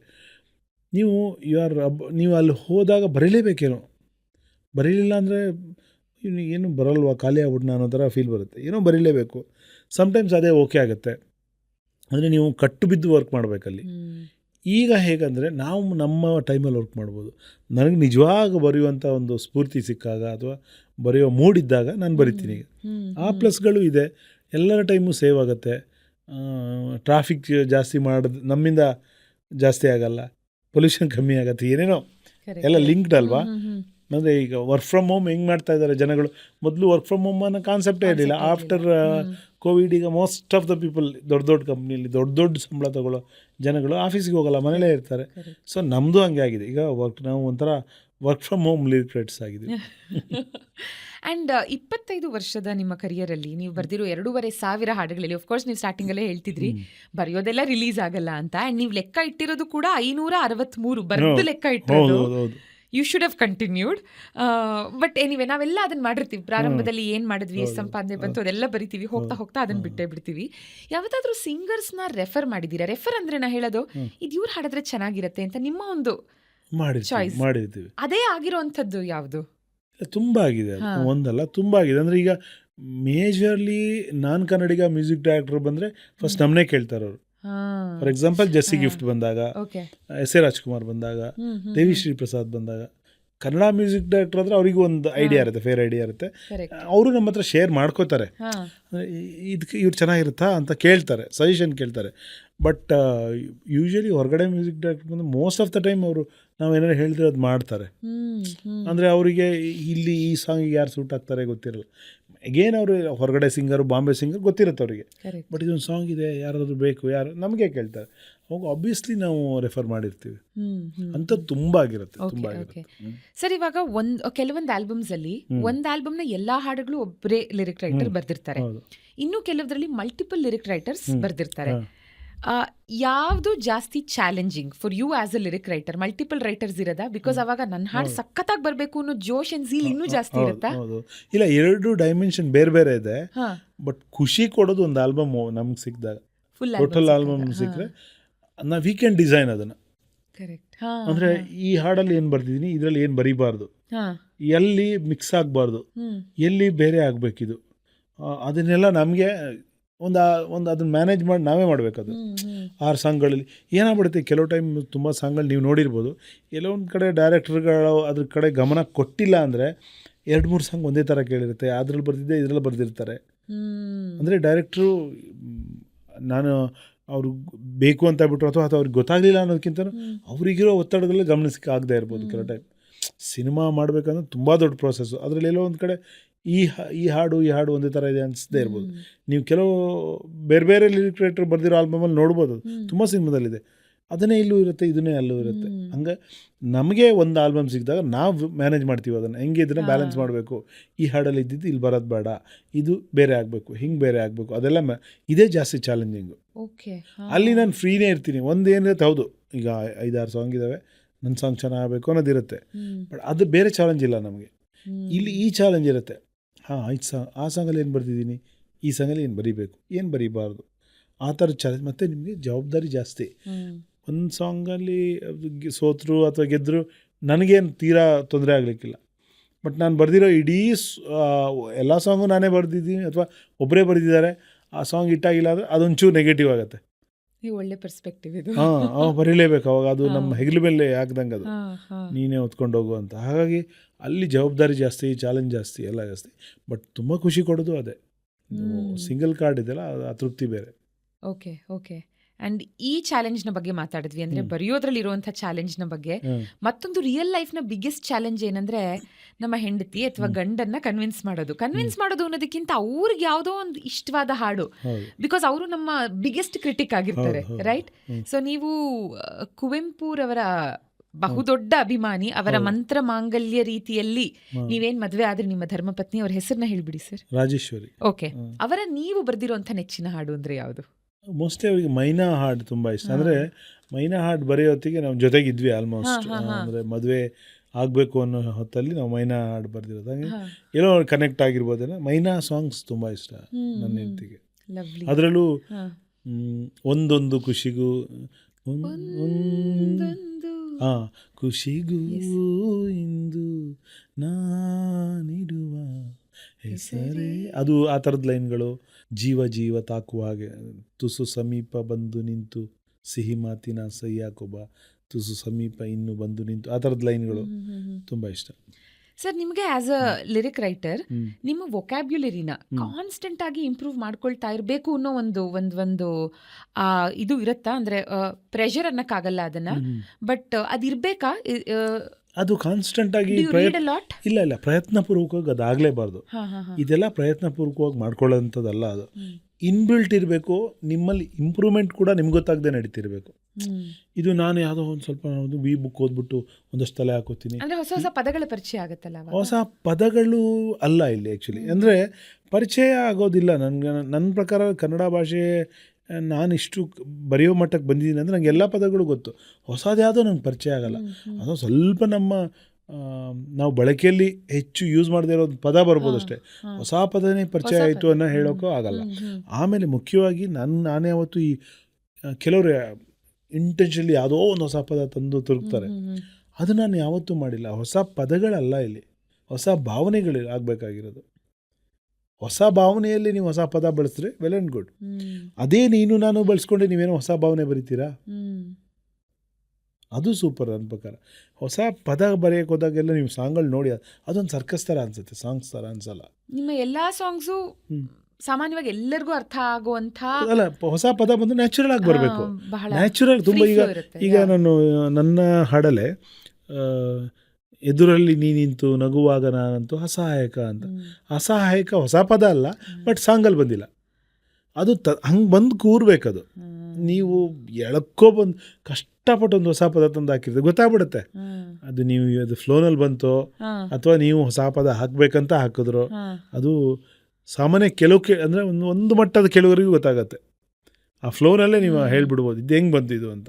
ಆ ಥರ ಸರ್ಕಸ್ ಆಗಬಾರ್ದು ಸಾಂಗ್. ನನಗೇನಂದರೆ ಸಿನಿಮಾ, ಈಗ ಒಂದು ಪ್ರಾಡಕ್ಟ್ನ ಮಾರುವಾಗ ಒಂದು ಚಿಕ್ಕ ಕಂಪ್ನಿ ಕೂಡ ಇದರ ಟಾರ್ಗೆಟೆಡ್ ಆಡಿಯನ್ಸ್ ಯಾರು, ಅವ್ರಿಗೆ ಏನು ಇಷ್ಟ ಆಗುತ್ತೆ, ಏನು ಇಷ್ಟ ಆಗಲ್ಲ ಅನ್ನೋದು ಗಮನಿಸುತ್ತೆ. ಆ ಪ್ಲಾನ್ ಆಡಿಯನ್ಸ್ ಪಲ್ಸ್ ಪ್ರಕಾರನೇ ಪ್ಲಾನ್ ಮಾಡ್ಕೊಳ್ಳುತ್ತೆ. ಸಿನಿಮಾ ನನ್ನ ಪ್ರಕಾರ ಒಬ್ಬ ಕಾಮನ್ ಕೊನೆಯ ಮನುಷ್ಯನಿಂದ ಹಿಡಿದು ಎಲ್ಲರೂ ನೋಡ್ತಾರೆ. ಸೊ ಅವನಿಗೂ ಅರ್ಥ ಆಗಬೇಕು. ನಾನೇನೋ ಬರೆದ್ಬಿಟ್ಟು ಅವ್ರು ಡಿಕ್ಷನರಿ ಹಿಡ್ಕೊಂಡು ಅದನ್ನು ಅರ್ಥ ಮಾಡ್ಕೋಬೇಕು ಅಂದರೆ ಅದು ನನ್ನ ಫೇಲ್ಯೂರ್. ಅದು ಸಿನಿಮಾದ ಪ್ರಕಾರನೇ ಜನಪ್ರಿಯ ಮಾಧ್ಯಮ ಸಿನಿಮಾ. ಜನಪ್ರಿಯವಾಗಿಯೇ ಬರೀಬೇಕಿಲ್ಲಿ.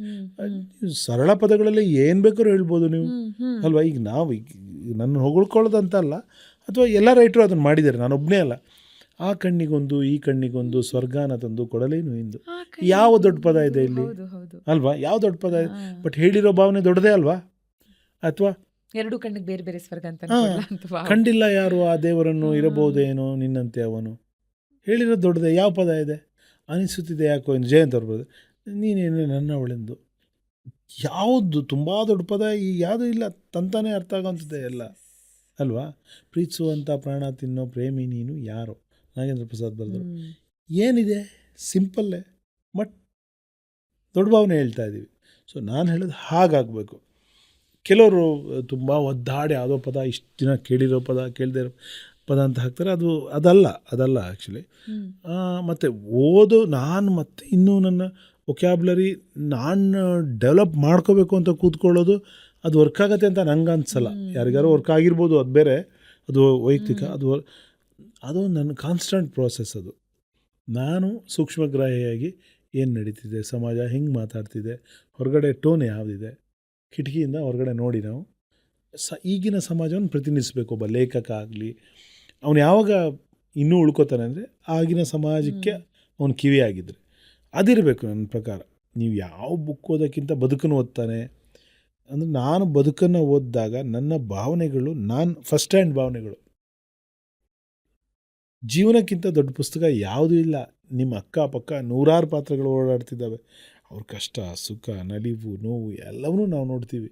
ಅಲ್ಲಿ ನಿಮಗೆ ಭಾವನೆಗಳು ಹುಟ್ಟಬೇಕು. ಯಾರೋ ಬರೆದ ಭಾವನೆಗಳನ್ನು ನೀವು ಮತ್ತೇನೋ ಅದನ್ನು ರಿಪ್ರೊಡ್ಯೂಸ್ ಮಾಡೋಕ್ಕೆ ಹೋಗ್ತೀರಾ, ಅದರಿಂದ ಸ್ಫೂರ್ತಿ ಆಗ್ತೀರ ಅಂದರೆ ಎರಡನೇ ಹಂತದ ಜ್ಞಾನನೇ ಇದು. ಮೊದಲಕ್ಕೆ ನೀವು ನೆಲದಿಂದ ಪಡ್ಕೊಳ್ಳೋ ಜ್ಞಾನ ಇದೆಯಲ್ಲ, ನೀವಾಗಿ ಮರದಿಂದ ಹಣ್ಣು ಕೀಳೋದಿದೆಯಲ್ಲ, ಅದು ಬೇರೆ. ಆ ತಾಜಾತನ ಬೇರೆ. ಯಾರೋ ತಂದು ಇಟ್ಟಿದ್ದನ್ನ ತಂದು ಮತ್ತೆ ಇನ್ನೊಂದು ಕಡೆ ಕೊಡೋದಲ್ಲ. ಸೊ ಪ್ರತಿಯೊಂದು ಹಾಡನ್ನ ಬರೆಯೋದಕ್ಕೆ ನೀವು ಹೇಳಿದ ಹಾಗೆ ಅದಕ್ಕೆ ತಕ್ಕನಾದ ಮೂಡ್ ಇರಬೇಕು ನಿಮಗೆ, ಅಲ್ವಾ? ಆ ಮೂಡ್ ಸೆಟ್ ಆಗಬೇಕು ಹೊರಗಿಂದ ಒಳಗಿಂದ. ಆ ನಿಟ್ಟಲ್ಲಿ ಯಾವ ಹಾಡನ್ನ ಬರೆಯೋದಕ್ಕೆ ನೀವು ತುಂಬ ಟೈಮ್ ತೊಗೊಂಡ್ರಿ ಅನ್ಸುತ್ತೆ, ಫಾರ್ ವಾಟ್ ಎವರ್ ರೀಸನ್? ನನಗೆ ಈ ತನಕ ತುಂಬ ಕಾಡ್ಸಿರೋದಂದರೆ, ನಾನು ತುಂಬ ಹೇಳಿದ್ದೀನಿ, ಬಾನಿಂದ ವಾಚಂದಿರ ಹಾಡು, ಕಂಠಿ ಸಿನಿಮಾ. ಅದು ಅಂದರೆ ಗುರುಕಿರಣ್ ಅವರಿಗೆ ಹಾಡು ಬರೋದು ಇನ್ನೊಂದು ನೆಕ್ಸ್ಟ್ ಲೆವೆಲ್ ಚಾಲೆಂಜ್. ಅದು ಅವರು ಒಂದು ಮೀಟರ್ ಫಿಕ್ಸ್ ಮಾಡಿರ್ತಾರೆ, ಒಂದು ಟ್ಯೂನ್ ಫಿಕ್ಸ್ ಮಾಡಿರ್ತಾರೆ, ಅದರಿಂದ ಒಂದು ಚೂರು ಅಲ್ಲಾಡೋಕೆ ಬಿಡಲ್ಲ ಅವರು. ಯಾವ ರಿಯಾಯಿತಿನೂ ಕೊಡಲ್ಲ ಅವರು. ಹಿಂಗಿರಬೇಕು ಅಂದರೆ ಹಿಂಗೆ ಇರಬೇಕು. ತಾನ ನ ನ ನ ನ ನ ಅಂದರೆ ತಾನ ನ ನ ನ ನ ನ ತ ನ ನ ಹೊಡೆಯತ್ತೆ, ಎಲ್ಲೆಲ್ಲಿ ಹೊಡೆಯೋದು ಅಲ್ಲಿ ಒಂದೇ ಅಕ್ಷರ ಬೇಕು ಅಂದಿರೋರು. ತಾನ ನ ನ ತ ನ ನ ಮೂರು ಒಂದೇ ಅಕ್ಷರ. ಬಾನಿಂದ ಬಾ ಹಂಗೆ ಬೇಕು ಅವರಿಗೆ. ಅದು ಎಷ್ಟು ಅಕ್ಷರ ಇದೆ? ಬಾನಿಂದ ಬಾ ಚಂದಿರ 7 ಅಕ್ಷರ ಇದೆ ಅಲ್ವಾ? 7 ಅಕ್ಷರದಲ್ಲಿ ಏನೋ ಒಂದು ಹೇಳಿಬಿಡ್ಬೇಕು ನೀವು. ಅಂದರೆ ಒಳ್ಳೆಯ ಅರ್ಥ ಬರೋ ಒಂದು ಪದನ, ಸಾಲನ್ನ ಬರೆದು ಬಿಡಬೇಕು. ಅದಷ್ಟೇ ಚೆನ್ನಾಗಿ ಸೌಂಡಿಂಗ್ ಇರಬೇಕು. ಹಾಗಾಗಿ ಆ ಚಾಲೆಂಜ್ಗಳು ತುಂಬ ಇರುತ್ತೆ. ಹಾಗಾಗಿ ಇದು ತುಂಬ ದಿನ ಟೈಮ್ ತಗೋತು ನನಗೆ. ಮೋಸ್ಟ್ಲಿ 1 ತಿಂಗಳು ಮೇಲೆ ತೊಗೊಂಡಿದ್ದೀನಿ ನನಗೆ. ಅಂದರೆ ಫಸ್ಟ್ ಲೈನ್ ಬರೆಯೋಕ್ಕೇನೆ. ಫಸ್ಟ್ ಲೈನ್ ಓಕೆ ಆದಮೇಲೆ ಫ್ಲೋ ಬಿದ್ದುಬಿಡುತ್ತೆ. ಯಾವುದೇ ಒಂದು ಇದೊಂಥರ ಇದು ಮಣ್ಣಲ್ಲಿ ಹುದುಗಿದೆ, ನಿಮ್ಗೆ ಅದರ ಮೊದಲ ಎಳೆ ಸಿಗಬೇಕು. ಆ ಮೊದಲ ಎಳೆನ ಹಿಡ್ಕೊಂಡು ಹೇಳಿದ್ರೆ ಉಳಿದಿದ್ದ ಮೇಲೆ ಬರುತ್ತೆ. ಆ್ಯಂಡ್ ನಾವು ಯಾವುದೇ ಒಂದು ಹಾಡಿನ ಲಿರಿಕ್ಸ್ನ ಅರ್ಥ ಮಾಡ್ಕೊಂಡಾಗ ಎಷ್ಟು ಬ್ಯೂಟಿಫುಲ್ ಆಗಿದೆ ಅನ್ಸುತ್ತೆ. ಎಷ್ಟೊಂದು ಸಲ ನಾವು ಲಿರಿಕ್ಸ್ ಕಡೆ ಗಮನ ಕೊಡಲ್ಲ, ಕೇಳ್ಕೊಂಡು ಹೋಗ್ತಾ ಇರ್ತೀವಿ. ಬಾನಿಂದ ಬಾ ಚಂದಿರ, ಈ ಭೂಮಿಯೇ ಸುಂದರ, ಈ ಪ್ರೀತಿ ಎಲ್ಲ ಮೇಲೆ ಇಲ್ಲ. ಚಂದ್ರನ್ನ ನಾವು ಕನ್ವಿನ್ಸ್ ಮಾಡ್ತಿದ್ದೀವಿ, ಈ ಭೂಮಿನೇ ಚೆನ್ನಾಗಿದೆ, ಈ ಪ್ರೀತಿ ಮೇಲಿಲ್ಲ, ನಿಮ್ ಕೆಳಗ್ ಬಾ. ಇಲ್ಲ, ಅದೇ ಅದರ ಬ್ಯೂಟಿನೇ ಅದು. ಆ್ಯಕ್ಚುಲಿ ನನಗೆ ಅನಿಸ್ತು ಫಸ್ಟ್ ಲೈನು ಹೆಂಗೋ ಮಾಡಿ ಬಂತು, ಬಾನಿಂದ ಬಾ ಚಂದಿರ ಬಂತು. ಬಂದ ತಕ್ಷಣ ಯಾಕೆ ಬರಬೇಕು ಅವನಿಲ್ಲಿಗೆ ಅಲ್ವಾ? ಅಷ್ಟು ಚೆನ್ನಾಗಿದೆ ಆಕಾಶ, ಅಷ್ಟು ದೊಡ್ಡ ನೀಲಿ, ಅಷ್ಟು ತಾರೆಗಳು, ಮೋಡ ಎಲ್ಲ ಇದೆ.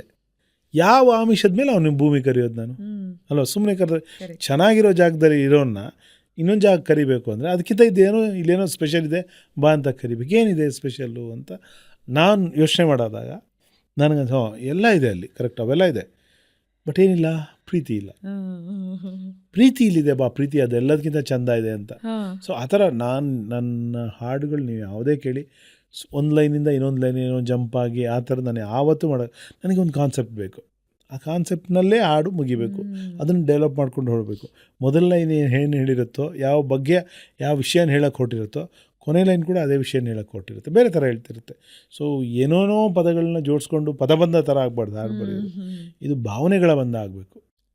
ಪದಬಂಧ ಆದರೆ ಅದು ಜಾಸ್ತಿ ಮನಸ್ಸಿಗೆ ಉಳ್ಕೊಳ್ಳಲ್ಲ. ಅದು ಭಾವನೆಗಳ ಬಂಧ ಮಾಡೋದ್ರಲ್ಲೇ ನನಗೆ ನಾನೊಂದು ಫಿಕ್ಸ್ ಮಾಡ್ಕೋತೀನಿ, ಇದು ಈ ಹಾಡಿಗೆ ಹೀಗೆ.